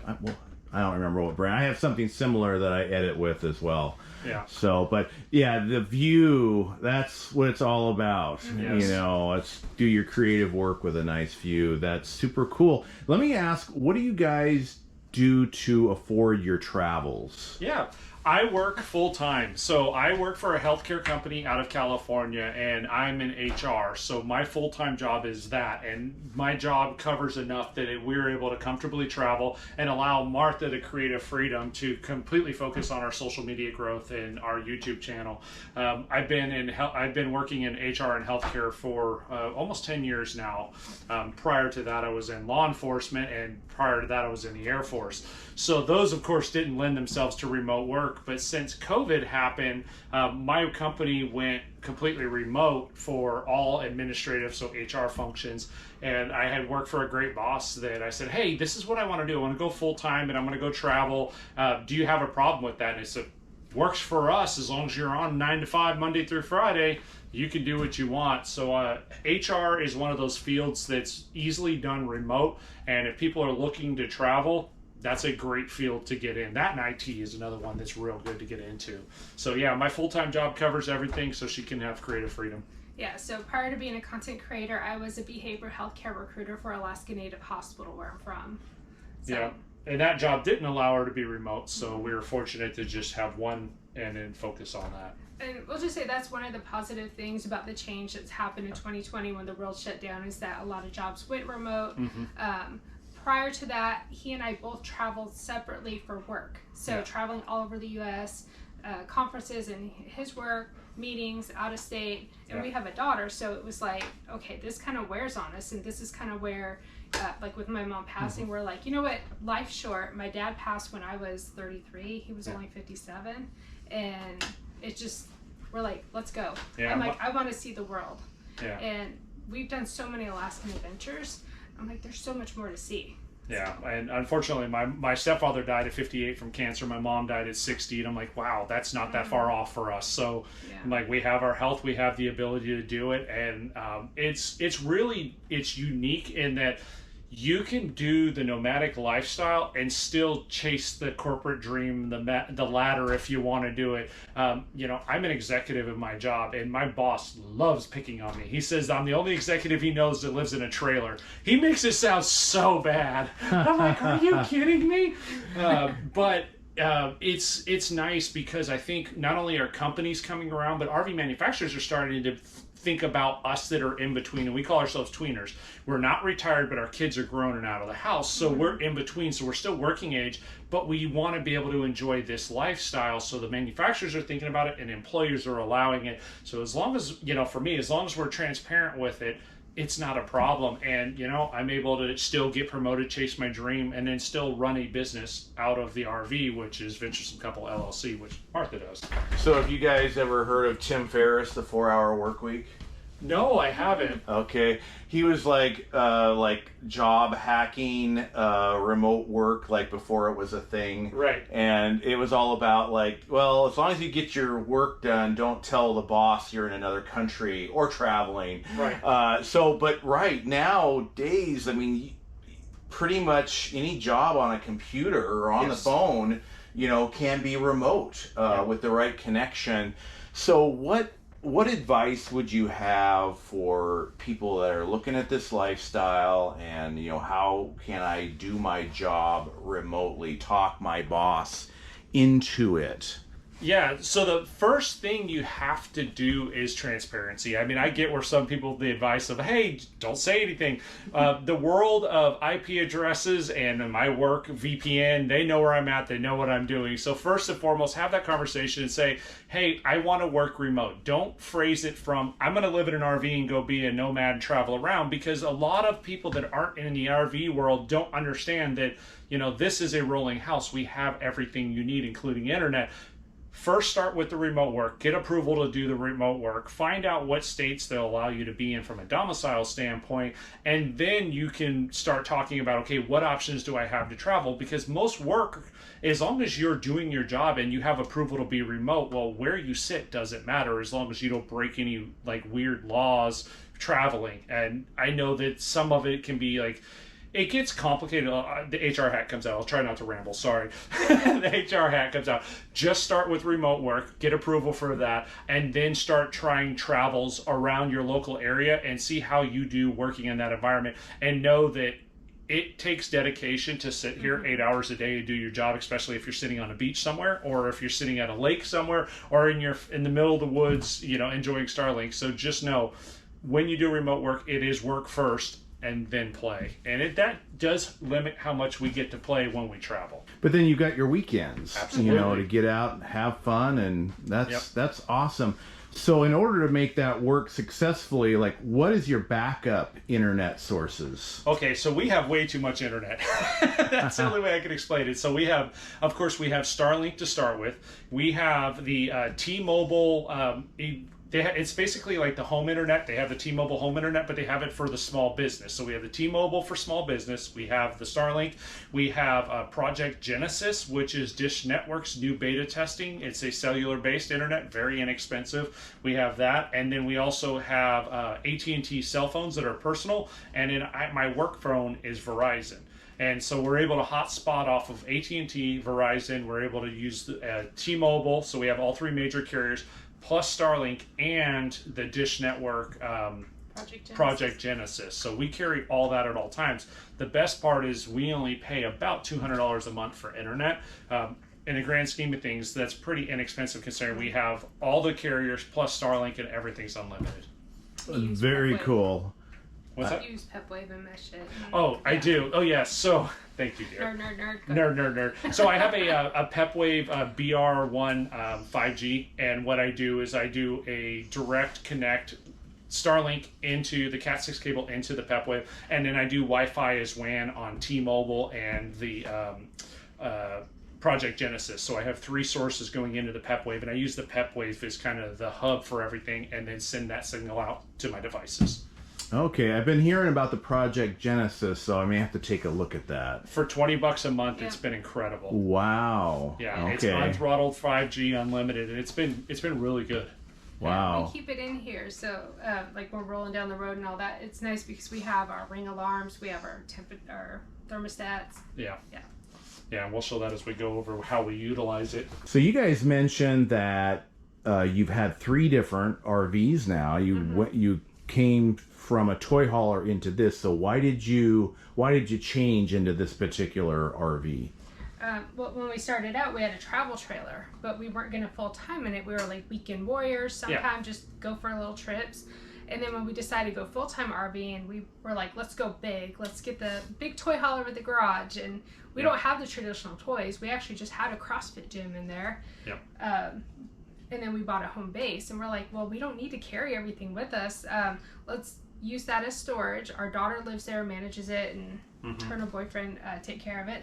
And we're like, let's try a smaller 5th wheel. So we wanted something under 40 feet with great cargo carrying capacity and just go in more places. We actually have about 6 feet more living space in this particular model, and that's mainly because it has opposing slides in the living room, where the toy hauler only had the slide on the one side and it was only a 2-foot slide. So 2 3-foot slides gives us quite a bit more living space in here, and it gives us 2 couches. So we gained living space, shortened our overall length, so we have more access to other locations. And as Martha said, from a cargo carrying capacity, this was the perfect blend of, I have a ton of cargo capacity and I have a lot of room for storage, and we have a good living space. And with just us and the dog, this worked out really, really well. Yeah, it's spacious in here, big island, residential fridge, residential oven, 4-burner stovetop, huge microwave. Yeah, I better not bring Cherie in here. But you guys kind of addressed exactly what we're going through right now, that at being just under 43 feet in our toy hauler, it does reduce the amount of places that you can get into physically, but you lose, we have a 15-foot garage, and you lose so much living space. Cherie wants some of that back. So the only thing is, like, we still want the office separate from the living space, so we're still kind of figuring that out. But this, what you've done here is incredible. So your sofa here, is this factory? So factory furniture. It's theater seating. The middle part comes down and it has cup holders. Yeah, not so factory is what you see here. So this, we actually went a little crazy. I went a little crazy. I'm a gadget guy. So we actually put in a 7.1 surround sound theater system in here with Dolby Atmos, with the top firing speakers, subwoofer, the whole 9 yards. So I mounted these. The nice thing is these are wireless to the front. So I'm able to put the subwoofer behind the sofa, run these rear speakers off of the subwoofer, and then on travel days it makes it super easy. Just drop it there. Yeah. So I mounted it in, I reinforced it with glue, and then screwed it in, and then I glued this so it doesn't move. And in the way the mount is set up, it just goes on here. So I'm able on travel days, throw it down, and then when we watch TV, that's it. And it doesn't impact the recliner at all. So that is one of the things that we love watching movies. We don't watch a ton of TV, but on the rainy days, you can't do anything. You're stuck in the RV. I love having a good sound system. So this has been a real great addition. So I'm a water snob. He's an audio snob. And then he just plugs in the subwoofer back here. Yeah, so I just ran an extension cord here because underneath the dinette is all of our computer equipment. So we have it plugged in there and just separated between leg one and leg 2. So how we distributed the power, this is on a separate leg than what our our computer equipment are. And then this little tray, this little storage thing, Martha found on Amazon, and it came with the command strips to put on there. And we've been traveling for, I don't even know how many thousands of miles, and it hasn't gone anywhere, and it keeps all of our remotes. I 10 and 20, so it survived. There you go. You never wonder, where's that remote? Nope, it's always right there. And then on travel day, we just unplug it and just throw it behind. Yeah. Hey, Callie. Hey. She's like, I'm used to being on camera. I bet. So all the decor on the walls, it's held up by command strips. Okay. And then what did we use for these? And so all the command strips for all of the art, we'll call it, loosely use the word art. And this stuff is actually held with earthquake putty. Or museum putty. So what it is just it's an epoxy basically, but it doesn't ever really cure, and it holds all this in place so that when we travel, we don't have to take it down. It's just faster breakdown, faster setup. How can I do as little as possible and still be able to enjoy everything? One of the neat things that Martha did was she didn't want to see all our junk, right? We always have cabinets and we have baskets and stuff behind it. So what we did was black poster board with 3M, Scotch two-sided, and then when you close it, you get that real nice shiny black, but you don't see any of the baskets that are in there. Yeah, for me, above our, what they say, coffee bar, it was like, all I would see was our paper towel butts, and I'm like, oh no. 99 cents, 3 poster boards, done. Yes. Nice cheap hack there, and I assume this is a bed here as well? It is. It's a sofa bed. Okay. So never been used. Never been used, still in plastic. All right, you want to finish talking about your theater system, Mr. Auto Snob? Yes. So the way that we do our entertainment is actually through Apple TV. So we do streaming, Fire Sticks, same idea. With the sound bar, I measured this across to determine, okay, what's the absolute biggest I could go and put it on here. And in order to make it work the way I wanted to, again, command strips. So it holds in place with command strips, and that way we don't have to worry about damaging anything. Although there is one piece that Martha was going to kill me. I came over here with a hole saw, and she looked at me like I'd lost my mind. I drilled a hole right through the top to run all of our wires because I didn't want to run them through the back. I didn't want them hanging over, so I ran everything underneath. Drill through holes. Yes. In an entertainment center. So there's one that goes down. And then I put in a full motion mount here so I could get access to it. I had to drill a hole through the back of this in the middle and then one coming out of the side so that I could run everything down, behind, and then up. And that way when we're watching TV, go ahead and pull your side. When we're watching TV, we can move it or adjust it so that we don't get a bunch of glare. And it works really well for travel days. It hasn't moved, and it was one of those things that I was either going to have to find out how to either go a bigger TV or bring the TV to me, and this was the option. You show them what's over here on this side. Yeah, that is a cool mount. And then this is where we put of course, our Ring alarm system, another remote control caddy, and then I just try to neatly put everything up so that the wires are out of the way and not visible when you're watching TV or you have anything set up. That's one of Chris's pet peeves is just having wires. The wires, like cords. Yeah. So I'll tell you, pull this out. So this is how we make sure it doesn't just come out and run like on travel day. Okay. I couldn't figure out, okay, there's no, the factory ones come with a clip that comes around the front. Well, nothing was designed for this, so I found Velcro. And all I do is run the Velcro around the arm on the back and then just shove the TV all the way back and then loop it over the front with the felt side down and just Velcro. It holds the TV in, and again, thousands of miles, and we've had absolutely no problem. It's worked really, really well. So, simple solution that solved our problem. What's funny now, That's from very the factory, cool. It comes standard, so. Oh, okay. I was like, they watched our videos, honey. So what we did on our RV, actually what the previous owner did on our RV was to put bungee cords on there. And so, but it's kind of like, it looks ugly, but it gets you through traveling. Yeah. So That's what matters, right? Go ahead, dear. All right, so in the kitchen, counter spaces are premium. So how to maximize that? Oh, what a cool cutting board. Yeah, so it's one of a kind. So Yeah. actually, and we also Wow. like to support small businesses. So another Alliance owner at the rally last year has one of those laser cutters, and I sent her a logo, and we, of course we paid for this, and then we just added furniture polished. Yeah, so it's stain. Yeah. It's furniture stain. And where this really helps us quite a bit is that Martha loves using the air fryer more than anything. That's like her number one. Air fryer, my baby trigger. Yeah, so she puts the air fryer on here and it gives us a space to put it without putting it on the countertop so that you can work around it, and it uses a space that otherwise would be pretty much unusable because of the grates. Yeah. Okay. And you've got Callie's area right here. Yeah, Callie's area right here. Okay. Yeah. Cool. I do like this island. I mean, this is really nice. Yeah, they did a good job with this. Yeah. You want to show them what's under here? Yeah. So Martha made me get creative on this one. I've always wanted one of these. Oh, cool. Yeah. And then you want to do the accent lighting? Yeah. And where did you find this hat? Lowe's. So okay. we bought that at Lowe's. It's actually made for a residential. We just measured it. And the nice thing is it slides out, but it's also a soft close and makes life quite a bit easier for storing our garbage. And then we just reached out to the manufacturer and asked for a couple pieces of wood so it goes the full length so we could mount it in there.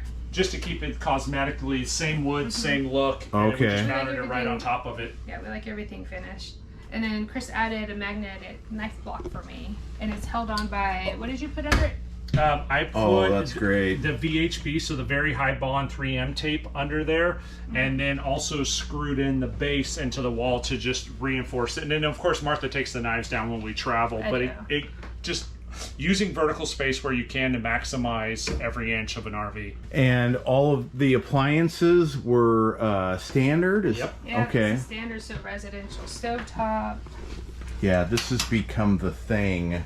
Yes. We don't quite have that in ours. We have a 2019. And then we have one of those temperature monitors that You gotta Chris, show them up there in the back. Move your look.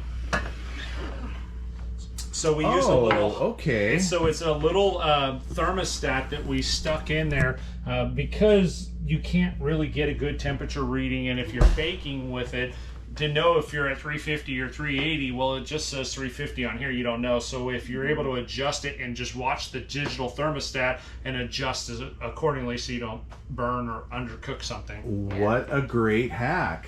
So full residential refrigerator as well.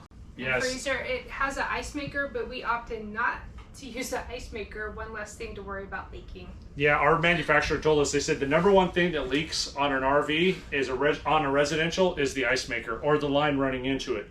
Just because of the line runs out underneath the slide up through the frame up to the water bay, and it's always in and out, in and out, and in and out. So they recommended to not use it. For us, it works fine, so we just didn't hook that up. I have little silicone ice cube trays with the lid, and if we need ice, I have like 3 of those, so. Yeah, that worked out real well. Do you want to talk about your sticker wall of fame? There's something special about that. Okay. Which we're going to need your sticker. Yeah, if we did stickers, we're like, we haven't done stickers. Oh. So, yeah. I got a card for you. We'll put that up there. I guess, yeah, you can take something and stick it up there. So you're probably wondering what this is, because normally it's this color wood, but I have a Cricut vinyl maker or cutter. This is a Cricut vinyl, and it's the stencil one, the removable vinyl. So if we ever change coaches, we can actually just peel it off, and it doesn't damage the wood behind there, and then we're not losing all of our stickers that we've collected from other folks on the road. Oh, cool. Yeah, that's a cool way to do it, and it's not outside where they get destroyed. Yeah. Right. Like on a lot of people's RVs. Yeah, because like this one right here, if this one was outside, it would get destroyed. Versus like one like this. Right, and so the removable vinyl works really well because it doesn't damage the wood at all. And we've had times where we're like, okay, we're going to pull it off, change trailers, and then you lose all your stickers. Yeah, we tested it out in this little area, and then we had it up there for a while, and then we had nothing up there, so we just pulled it down, and we're like, okay, it didn't damage it, so it was really nice. Yeah. And of course you could kind of see coming around to the front, we've got our ring set up. This is nice because we're able to hear the door opening and closing. We've got our emergency keypad right here, so when our alarm goes off. With this, I had a little bit of fun. I actually drilled a hole through the wall, fished it down underneath into the coffee bar so that I didn't have any exterior wires. This little port right here, Martha was not thrilled with me. So I told her this, pop that off. I told her, I said, hey, honey, I'm going to cut a hole in the top of your counter. And the expletives that came out of her mouth about this. I was going to put it right in the center. I said, at least put it in the corner so I still have space to put things. And the reason I did this is because they put the electrical outlets here, but underneath is where I have all of my computer or my internet equipment, and I needed to get a power strip down below, and I couldn't figure out how to get a wire through it, and I couldn't fish it, so I drilled the hole there and just put a nice cap on it so it looked finished. And then when I was talking about the Starlink coming through, there's the grommet right there. So that's the okay, hole. that's where it's feeding through. So the Starlink wire runs through here, and this is the Starlink router, and then that connects to the PepWave. I have the Project Genesis and the T-Mobile, and all of it running on a power strip along with the Bluetooth for our solar system. So this is kind of our communications panel, and by putting one hole here, I have one wire versus 30 of them sitting up top. So right. It was a cosmetic improvement. And then all of our cameras are wireless, which is nice, and then we just take those down on travel days. Yeah, we just store it in a drawer, but that's how we monitor Callie. So we have one up above that faces this way, so you can see the front door and the up stairs. there. Yep. And then when we check on Callie, when we're out at events and stuff, sometimes she was like laying right here, so that's where this camera comes in. Okay. Yeah, we So- couldn't see her. It's a great safety feature for her. That is cool. That is a So- nice wide area compared to a lot of It RVs. is. And it's not on this side, it's on this side. Yeah, if you So when the slides are in, you can actually come in here. You have full access to the fridge, and you can go up here, and up to the right you have access to the bathroom. We added these little stair carpet things, and we just got we had the adhesive that came with it, but it wasn't good, so we just bought a roll of it. And these little treads are actually for Callie. So because of her paws, I mean, she's almost 7. She's had 2 ACL surgeries, and she's her hips are a little open for hip dysplasia, which is normal in Rottweilers. So this is a safety feature for her. Okay. Yeah, and there's one last thing before we head up there I want to show you. So the other thing that that I installed in here is kind of subliminal. It's easy to miss. So these 2 Renogy pieces here, these are actually the monitors for our inverters. So green is good, red is bad, and I can reset our inverter. So for whatever reason, if we run too much power and trip our inverter, I can come over here, do a reset here, fire it back up, and keep going. So we're able to monitor those. And when we're out for the day, if Callie's here, we put the camera here onto the counter and point it at that, so I can actually look at it and go, okay, I'm green, and then we have wireless access to our thermostats. Okay, my temperature's good, so we can have full monitoring of Callie and our system just by looking at 2 green dots. Cool. Yeah, And wow. a little tip for us for travel day, I'll put like peanut butter or something like that, some type of food type things, because I cannot access my hall pantry. So any type of like quick travel day stuff, I'll just put up here, paper plates, and just, yeah. Easy access for the travel. The whole mom thing. One of the other upgrades that we did very early on is we actually installed 3 of the micro air thermostats, because they connect not only Bluetooth when you're inside, but they're also Wi-Fi when you're outside. So I'm able to monitor the temperature of our RV and control it up or down, so that when we're out, when we're about 2 hours out from wherever our destination is, we fire up both of these ACs. This is on leg 1, this is on leg 2, so separate inverters, since we have 2 3,000 watt inverters. So I can run 2 ACs while we're driving down the road, so when we get to where we're going, the trailer is already cool. And I can adjust the temperature up or down depending on what Callie needs, because this one actually controls the furnace as well. We also put the Surge Guard, which I love. It's a Southwire Surge Guard EMS, and this is really nice because, again, it also shows what your input voltage is and how many amps you're using. So as we're working in here, if Martha's using the microwave and say an electric heater, I can tell whether or not we're going to overload our system just by monitoring that. And I can say, okay, switch outlets or turn something off before we shut something down or end up, tripping our breakers. And it's pretty fun to watch and geek out on because we like figure out which plug we can put what in and have what on. I was like, as long as my coffee pot's on. Right. And we're able to see what our input voltage is because some RV parks, as you know, don't always have the greatest power. So I could see if we have low power. Very cool. I need to look into these for us. They're awesome. I mean, what we paired these with is we also have the micro air soft starts. So all 3 of our ACs have soft starts. So it helps with the solar because it really limits that initial surge and that power drop. So it's like 3 soft starts plus a remote monitoring. We're in good shape. We just wanted to make it as easy on our ACs and our system as possible because we want to be able to make sure it maintains for years. So Alliance did a really good job in this bathroom. We didn't have to do too much modifications, but Chris added this from Bauer. And because we used to have that little fuzzy insert, but we have a dog with black hair. So it just, you get fur everywhere. And this is really cool and it shades it. It keeps the heat out and then it opens up to get the condensation out when you're showering, and then it blocks light at night so you don't get any light from every window, because we do have those big beautiful windows, the HA windows. We have reflectives that we bought rolls of it from Costco, and each window has its own little cutout, and we even have a little piece we put here. So it really helps. Show them in there in the skylight in the shower. That's what we did in there. So we have one here in the skylight. We keep this one in here all the time. So, and it has enough airflow so you don't have to worry about the mold and everything. Okay, yeah. It helps you to reduce your usage of, like, if we want to either heat or cool, right? Mm-hmm. And it blocks out the light at night, so I like it dark at night to help me sleep. One thing we do for a shower, just so I'm not having to clean these all the time, is just a little shower liner. And then on the outside, just something pretty. Right. We keep the glass door latch and locked in because you can have it latched, but a lot of people have broken these along the way just because it rattles loose. Second security measure, Chris notched these out, and then we just set it in the track. And when we're not okay. It's a little pool noodle, so. Show how it goes in. Yeah, so one side here, and then he's glassed out. We just slide it in. What a cool hack. So if the little latch, whatever reason, rattles loose because, you know, like these are like rolling earthquakes, then we don't have to worry about the glass sliding back and forth. Yeah, I love that as a backup method to keep that closed. So we got these little magnet blockers because they're, when you try to open it, it's like, especially when you're stationary for a little while, we like to put these up. You just put them there.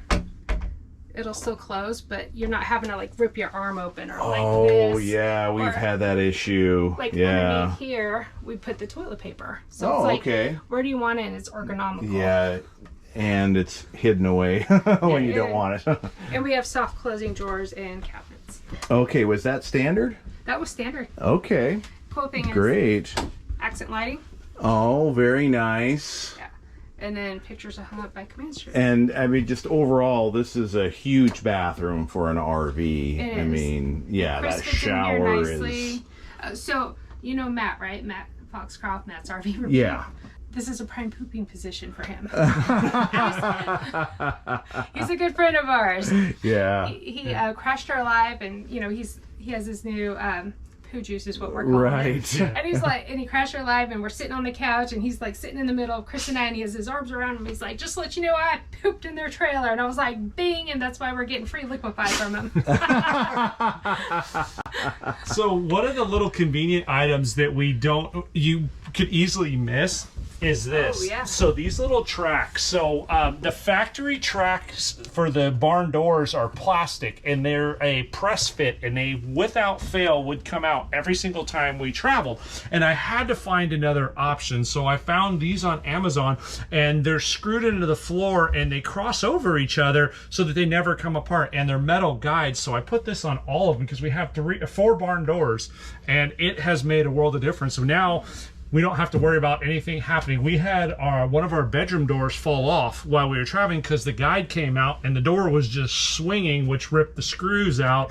And I said, there's got to be a better option. So I found these guides and I replaced them on every one of our doors. And little things like that make your life so much easier when you travel. Right. We had that on our previous RV that had the barn door yeah, swinging around, it eventually fell down. Exactly. So, you're like, okay, there's got to be a better way. What now it Yeah. does is swing, and we have little retention pieces here, holds it in place, keeps it safe, and then we don't have to worry about anything breaking. Yeah, we love the barn doors, but recently our Rottweilers found out how to nose them open. Yeah, she just figured out how to open them all. We used to close off Smart. this and leave her down below when we were Okay. traveling, or when we were sitting. Now we had to put a camera up here because she learned how to use the door. So now we got a camera in the bedroom to watch the dog. But you know what it is when you're on the go, you throw stuff on the bed and you're like, oh, we'll Yeah. just keep her out. She's like, nope. Funny. Oh, king bed, huh? Yes. Okay, wow. This. So Chris says I tricked him into it, but because It was a sales pitch. She got me. I was like, babe, sometimes you're too loud on your Teams calls and I can't think when I'm trying to edit all our wonderful videos. And we had the factory one was 32 inches and it was a 720 Yep. P. Yeah, 720. And I was like, oh no. So when I had my computer here, HDMI cord, and I'm using it as a screen, it's so pixely. So this is a 43-inch 4K TV. Yeah, so she sold me on I'm going to work up here, and of course she needed a sound bar because you got to have good audio when you're doing editing. So she's got the 4K TV, and directly behind it we actually put an Apple TV, and then it connects Bluetooth to the Bose speaker. And actually she uses this as a stand desk when I'm on a lot of conference calls. She'll just put her Okay. computer here, and she's able to just stand here to give her something other than sitting. So she, in essence, has a sit-stand workstation. Yeah. Actually, Chris is starting to use it as a stand-up, so we'll kind of take turns. So Right. if I need to cook or something, he'll just bring his computer, bring the HDMI cord, and he'll just take his calls in here, shut the door, and then I can cook and do whatever I need to do. So. And like a health tip, I'm sure you guys know, it's not good to sit at a desk all day for hours and hours, and Yeah. get up, move around a lot, and a change of pace like that will definitely be good for your health. Absolutely. Yeah. One of the cool add-ons that we added is RV airflow insert in here. So it's because this is a direct dump. Well, we have a 110 pound beautiful Spoiled baby. spoiled baby. So she sleeps with us, and what Yeah. happens is it would dump at the foot of the bed where she is. She will army crawl and sleep in the middle up there with us, and we're like, oh no. Yeah, so we put the RV airflow insert in here, which is great. It got rid of the direct dump, and it forced more through. We have four ducts, only 2 in the bedroom, 2 in the bathroom. So it redirected all those, and it kept everything. It keeps the dog from freezing, and it actually improved our airflow so much that we find just coming out of the ducting is more than enough for this bedroom. We don't have to worry about it at all. So it's one of those hidden tips that for us was an absolute must. We will never own one again without it. Yeah, it's quiet, but it actually makes it quieter because we Yeah. actually measured the decibels and everything, and kind of geeked out on that. We just did that as well. I'll put a link to that particular RV airflow install video. But yeah, must have if you've got this kind of AC unit, because yeah, quieter and more air where you want it, and yeah, So you'll definitely want that's to check great. their website to see if your AC's on their list because they customize them. So. Yeah, and certain brands that have like the full ducting, I mean, it's just amazing. 30 to 50% improvement. I mean, it's shocking how much better it is. Yeah. I think ours was it was between 40 and 50% better. Yeah. Yeah. So Yeah, it's odd that you find a product that you're like, wow, this does exactly what it says it's supposed to. exactly. Yeah. So one of the biggest complaints Martha had about this is how dark it was. Right now it doesn't look too bad, but the way the factory had it set up was just pop lights on each side, so just a little push button light. And she needed to figure out she wanted me to figure out a better solution. So I found these LED light strips on Amazon, and they do a great job. We mounted them right at the front, and all it is a normal 120 plug. Well, since our trailer's set up for washer and dryer up here, we already have plugs in here. So I just spliced the wire, shortened it, and then ran it real neatly and then plugged it in. And now with the 4 of them, we have complete light that we can see because we have a lot of shelving hidden back here, but without the lights, it's really dark and you can't see what's going on. So that was one of the things that we wanted to do. The other thing, we couldn't figure out where to put the Swiffer. It was one of those odd things like, where do I put it? And this is kind of dead space. So we used 3M command strips. You've seen a theme here. And then we also use the 3M command strip hooks here because we have a stick vac, and it keeps some of these bigger odd items out of the way, and we find it holds really well on travel day. And then we have the light we need to be able to see. And since our entire trailer is inverted, no matter what, even if we're not hooked up, all of our lights, even the 120 plugs, work perfectly fine. The other side over here that we did some upgrades on, we mounted her Dyson vac in the corner, and I shouldn't say her, I use it as much as she does. So we did a Dyson vac, and we also installed a emergency radio in here, so when there's any potential for bad weather, we automatically have an emergency radio. And we did all that with just a little 3-part plug that she found with like a 2-foot cord. And all these things stay in place on travel days, so it's another item that we don't have to mess with, but it really improves our organization by using baskets, by putting stuff on the walls and doing kind of a semi-permanent mount. And the good thing is it's all 3M. If we decide we're going to change it, we just pull it off, there's no damage, and we can move things wherever we want to go. Yeah, that's awesome. Great little space-saving hacks there. Yeah. Good size closet and good use of the front of the RV area for storage. A lot of RVs do that, but that's a lot of storage in there. Yeah, it's massive. And surprisingly, we're finding that clothes is one of the hardest things when it comes to traveling for weight. Clothes weigh a ton. We realized we were like, okay, we were carrying way too much clothes, and on this trip right now we've got way too much clothes because that's quite a bit of weight, and all this weight right here is sitting on your pen box, right on your truck. Right. A couple cool things down here. So this dresser had a little false wall. When we went to the rally last year, they offered to knock it out and actually trim it out with the same wood to give it a nice finished look. And then we have more shoe cubbies. Because we have our shoes for everything. We got more shoes down here. We got this from Camping World. And then we just screwed it into there. I have seen this hack before. Very cool. And when the slide comes in, it actually doesn't hurt that. Okay. And again, more hidden space. It was dead. So, it was absolute dead yeah. space from the factory. And so we were able to knock it out and put, 6 pairs of shoes under there. Yeah. Yeah, it was nice, that's great. And it's not a hack, but these benches are nice because they give storage in there too. So we have like your little space heater, a little fan that we sit here and oscillate. And, yeah. And I see you've got big windows in here. I know you've got them all insulated up right now, but it looks like, if you want a view from in here, you don't just have the little side tables here. It's easy to show. Okay. So, this is what we do. We keep these one affixed. And then all I do is just tuck them up. Oh, okay. And they stay like that. Wow. So I did a 3M strip up top, just the 2-part strip, and then I just tuck it up, and then now it's out of the way if we want daylight. And we have 2 massive windows in the bedroom. And then right above the window is a Ring camera, but it's not for what you think. Otherwise, that's for the dog. Otherwise, we'd have more subs on our. No, that's for Callie. That's your other channel, right? Right, exactly. Yeah, that's for the dog. It's called Only Paws. Totally get it. No, it's to monitor her again. Right. Not that this is one of the things that's not really a hack, but it's a real important safety thing. We actually keep this in our bedroom. Yeah. So we have a little bit of a fire stop. This little fire extinguisher we leave here at all times, and the reason is we're standing directly above our solar system. So if anything ever happened, this is our emergency exit, and this gives us a few seconds to get out.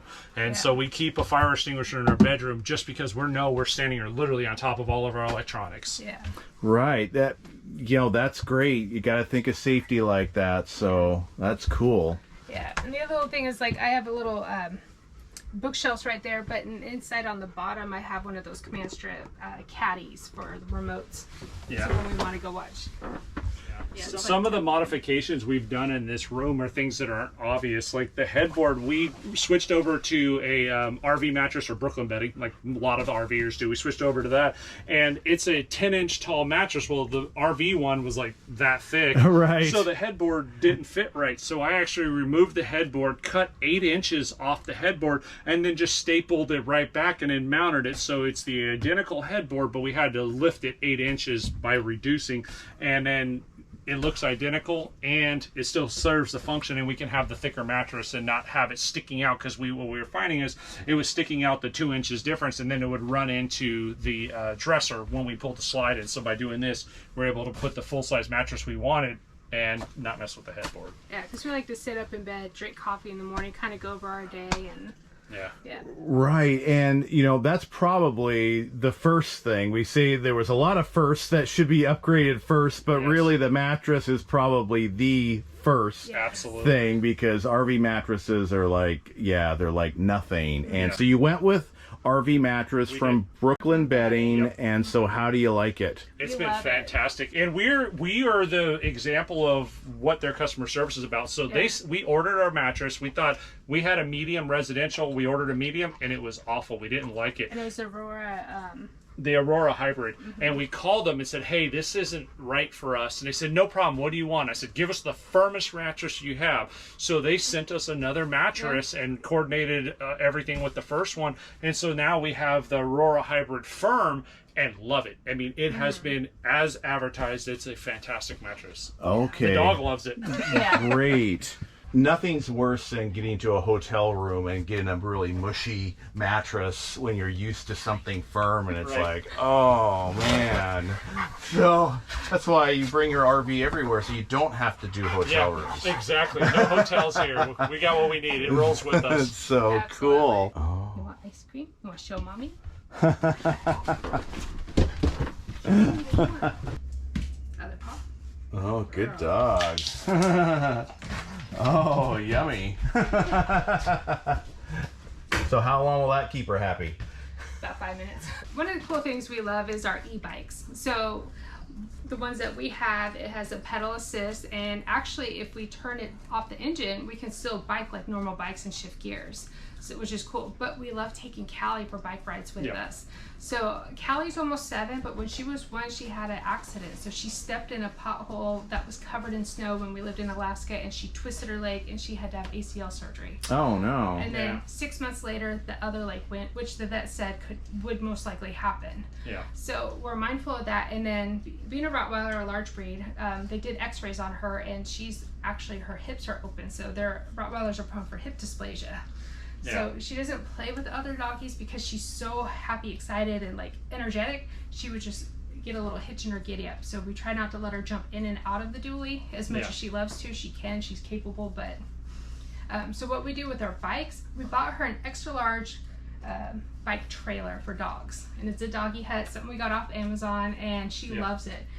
Yeah, so I tow her around behind. I hook the dog. It would be like a kid stroller basically, but it's a dog stroller, and the top opens up, and you see a Rottweiler head sticking out, and everybody loves it. But I tow her around when we're doing long trips, because she, from a walking standpoint, we walk her 1 to 2 miles every night, depending on how hot it is. But the bike stroller, if we're going out for the day, we could stick her in there. It has a harness, it tethers her in, and I can ride all day having an e-bike. So it's fantastic, because I was doing it with a traditional bike, and it was awful trying to tow big lug with me. So she loves riding in her puppy stroller. We take her absolutely everywhere. Now, us being us, it's not like just standard. So Chris put a 3/4 inch board underneath, so she's not sitting on the axles. And then a 2-inch memory foam pad. So she's comfortable. But we didn't stop there. On the wheels, we actually put battery operated lights, so you see them turning on the wheels. So it's cool and it looks great and it's flashy, but honestly it's for safety. She has a little pop-up orange flag. And then we put little battery flashing red lights on the back, like little tail light things for her. So people see us when we're riding, but sometimes they may not see low down below. So it's important. We don't want someone to just like plow into our dog or anything. So she goes where we go everywhere. Riding in comfort. Absolutely. And she loves to travel, and this is perfect. She's just sitting there all day in her little chariot. Very cool. Well, I don't think I asked this question yet, but you've got this RV really set for boondocking. Do you prefer dry camping, boondocking out BLM land, as opposed to maybe a really nice RV campground, RV resort? Ooh, that's a tough one. I think the answer is yes, and that's a terrible answer. So yes, we absolutely love boondocking.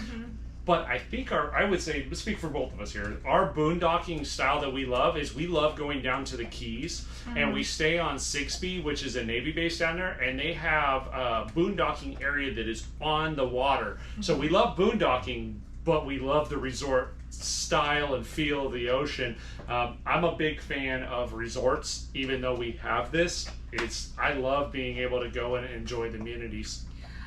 Cool. I think for us is that as RVers, we learn to be flexible. You know, being military, you just never know. So like with our schedules and stuff, sometimes we got to pick up and go, and we got to head west, or we got to head east, and we love staying at Harvest Host along the way. So this allows us to just kind of like not have to set up camp every night and everything. We can just pull the slides out, have dinner, throw out the Traeger, and we're done.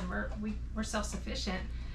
So. Right. Have you like Wally docked before? Yes. Cracker docked? Yes. Okay. I love cracker docking. Breakfast is always wonderful. Right. And don't forget Bass Pro Shops too. We've done that. Cabela's, Bass Pro Shops. Yeah. I mean, we'll stop wherever we need to for the night. A lot of times when we're going, when we're traveling, we're kind of destination bound, so we're heading to something. Yeah. So we'll go 250 to 300 miles a day, and it's not always convenient. So usually our pattern right now is 3 to 1. So we'll do 3 days of like Harvest Host that are Wally docking, and then 1 day in a campsite to refill water, flush the tanks, and then we'll go 3 and then 1 and 3 and 1 until we get to wherever we're going. That's kind of what we've done before for some of those longer trips. Yeah. And so what would be a favorite boondocking site, campsite, and a favorite like best RV resort? Ooh. You want to do the best RV resort? It's going to be Fort Wilderness for me. Okay. Have not done that yet, but I hear wonderful things. Yeah, it's great because even if you're not going to the Disney parks, I mean, you can still go into the resorts, use their transportation while you're at Fort Wilderness, and then just go around. You can have dinner at like any of the resorts and everything. They have different amenities all around the park. There's bike trails. We did a Segway tour one day at Fort Wilderness. So my favorite boondocking spot is the Denali Highway in Alaska. So right in front of Mount McKinley, there's a highway that runs parallel across the state, and it's about 130 miles. But we used to go up there and boondock all the time. So the Denali Highway overlooking Mount McKinley in Alaska was by far my favorite place. A close second would be this one I probably shouldn't say out loud. Too many people will go there. Lake Pillsbury Resort in Northern California, and it's just a hidden gem and a dirt road on a gorgeous lake, and it's all boondocking, and that would be a close second. Wow. Okay. Yeah. Well, now the secret is out there. That's right. So people will have to check that out. Absolutely. So besides the Harvest Host app, other favorite apps that you use for either navigation, finding campgrounds, campsites? I would say I do most of the planning. So RV Trip Wizard, we use that, and I use Campendium a lot. The Campendium works really well for finding the boondocking spots, and then RV Trip Wizard I love for just the overall planning and being able to set my budget, figure out my distances and how far I want to go each day. It helps. It's a great app for me. And our backup app, KOA. Yeah. So because we find most of the time, because the prices are a little more steeper than some of the other places, we always find a spot at a KOA. And we always know we can get an 80-foot site there if we need to. Like, it's always seems to have big sites, but it's just a premium, unfortunately. Right. And so what is one thing that you guys have not shared on your YouTube videos that you can share with the viewers today? So we don't know exactly when, but we are going to be switching trailers, and we're going to be going back to a very large toy hauler, and we're going to be partnering with the manufacturer to do some serious customizations on our next trailer. So we're in the designing phases of that. Wow, very cool. So that will be Alliance as well? Alliance RV, that's right. Okay. Yeah. So you go back to a toy hauler. We will, but there's going to be some really neat options, and we are stealing some ideas from Chad and Tara from Changing Lanes. We know. We're good friends with them, so...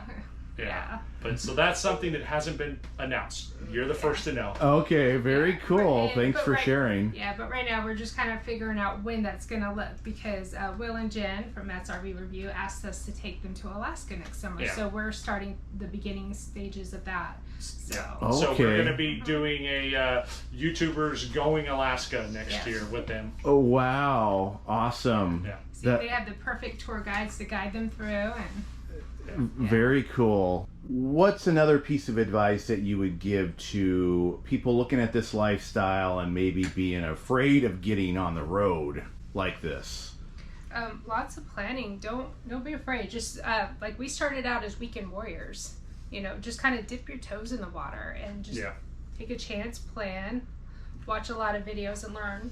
And the approach that we really took was, what are we going to regret more going into this lifestyle? Because it is scary when you sell everything, jump in an RV, and just take off. And we figured our biggest regret would be not doing it versus doing it and not liking it. Because you never look back and go, wow, shouldn't have done that when you took a chance. And for us, it was more the fear of missing out, or, you know, that was more of a scare for us than saying, okay, jump in. And like Martha said, I 100% agree.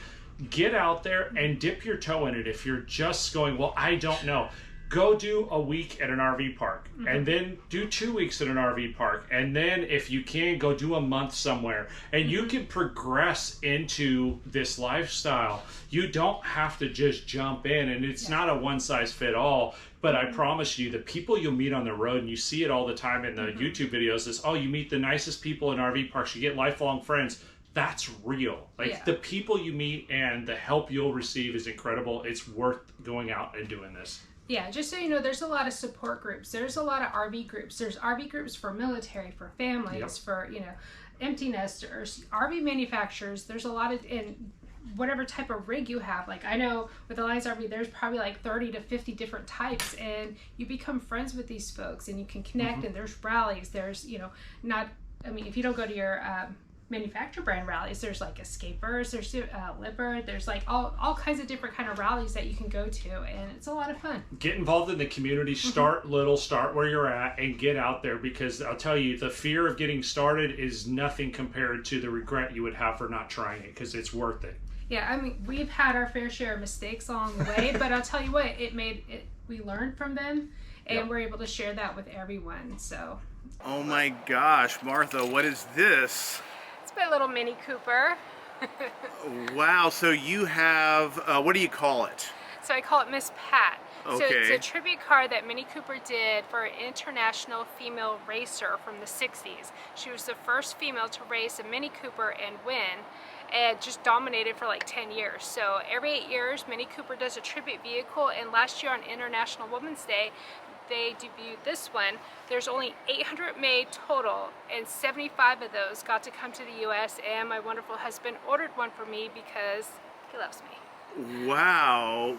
Wow, Chris, you have really outdone yourself. That was an amazing gift. Holy cow. Happy spouse, happy house. We know how that goes. No, a big reason, we like to try things.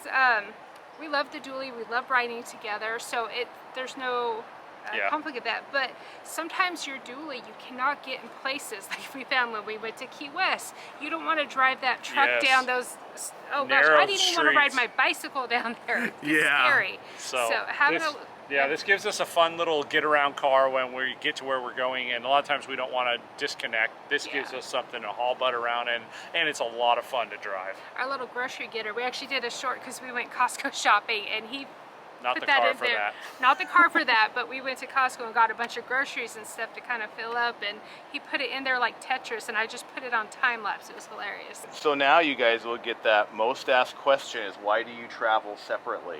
Because that's what the question we get, because Cherie has a Jeep, and it may not make sense to people watching to have an extra vehicle like that till you start to think of the advantages. You can actually spot or block, and as you're going down the road, well, you probably do that. She does. And so many advantages. We actually made 2 videos about the advantages to doing that. But what a fun car. Well, Chris, tell us about your truck. Yeah, so this we ordered this back in 21. We wanted to go way more than we needed, so we went with the 1-ton dually with diesel, and we've had no regrets, and we definitely don't look back. It's been fantastic to tow with. It's super stable. What we find is, like, when we're passing semis, or they're passing us a lot of times, we don't get pushed out of the lane, or we don't get pulled into the lane, and if we're in any kind of winds, it really helps stabilize. So for us, having a 1-ton dually, although probably more than necessary for this trailer, we find it's a perfect safety vehicle for us. And Callie gets the entire back row, and so she's spoiled rotten because Martha's following, so I'm up front, Callie's in the back, and it works great for traveling. We have lots of storage with an 8-foot bed. And it's great for any upgrades if you go larger again. Oh, absolutely. If we go back to the toy hauler, it won't be a problem. I mean, this is good all the way up to 35,000 pounds towing. We'll never go over 21. So we're in good shape, and we're kind of future proof with whatever crazy idea we come up with. Very cool. The other gym equipment we talked about, we actually have a truck box inside that holds like 4 different weighted sandbags and adjustable dumbbells, ab mats, all kinds of stuff in there. Awesome. And what kind of hitch do you have? B&W Companion. Okay, Yeah. Love that hitch. That's what we have. It's wonderful. I love it. It does a really good job of just not beating you up because it flexes with you as you drive. Yeah, so one of the safety features, of course, all new vehicles come with TPMS, or tire pressure monitoring system, on the trucks. We went a step further and used the TST 507 on our trailer. So we make sure that we monitor not only the tires that are on the ground, we also have it for both of our spares. So we have the 6 sensors, 4 on the ground, 2 in the back. So we know what our tires are doing, temperature, and also pressure at all times. Yeah, there's another couple mistake videos right there too. With no TPMS. Yeah. Oh, man. Well, gosh, guys, thank you so much for the tour of your home on wheels, the amazing upgrades. Thank you for your service. Oh, my honor. Thank you. And Chris and Martha, Venturesome Couple, and we will have links to all of their social media down below. Go follow these guys, go subscribe. There will be links to some of those mistake videos that we were talking about. And just to be, just to be fair, I'll put one of my worst mistake videos down there too. So learn from our mistakes, but gosh, safe travels, guys. And we have a lot more tours, and you can actually catch that playlist right over here.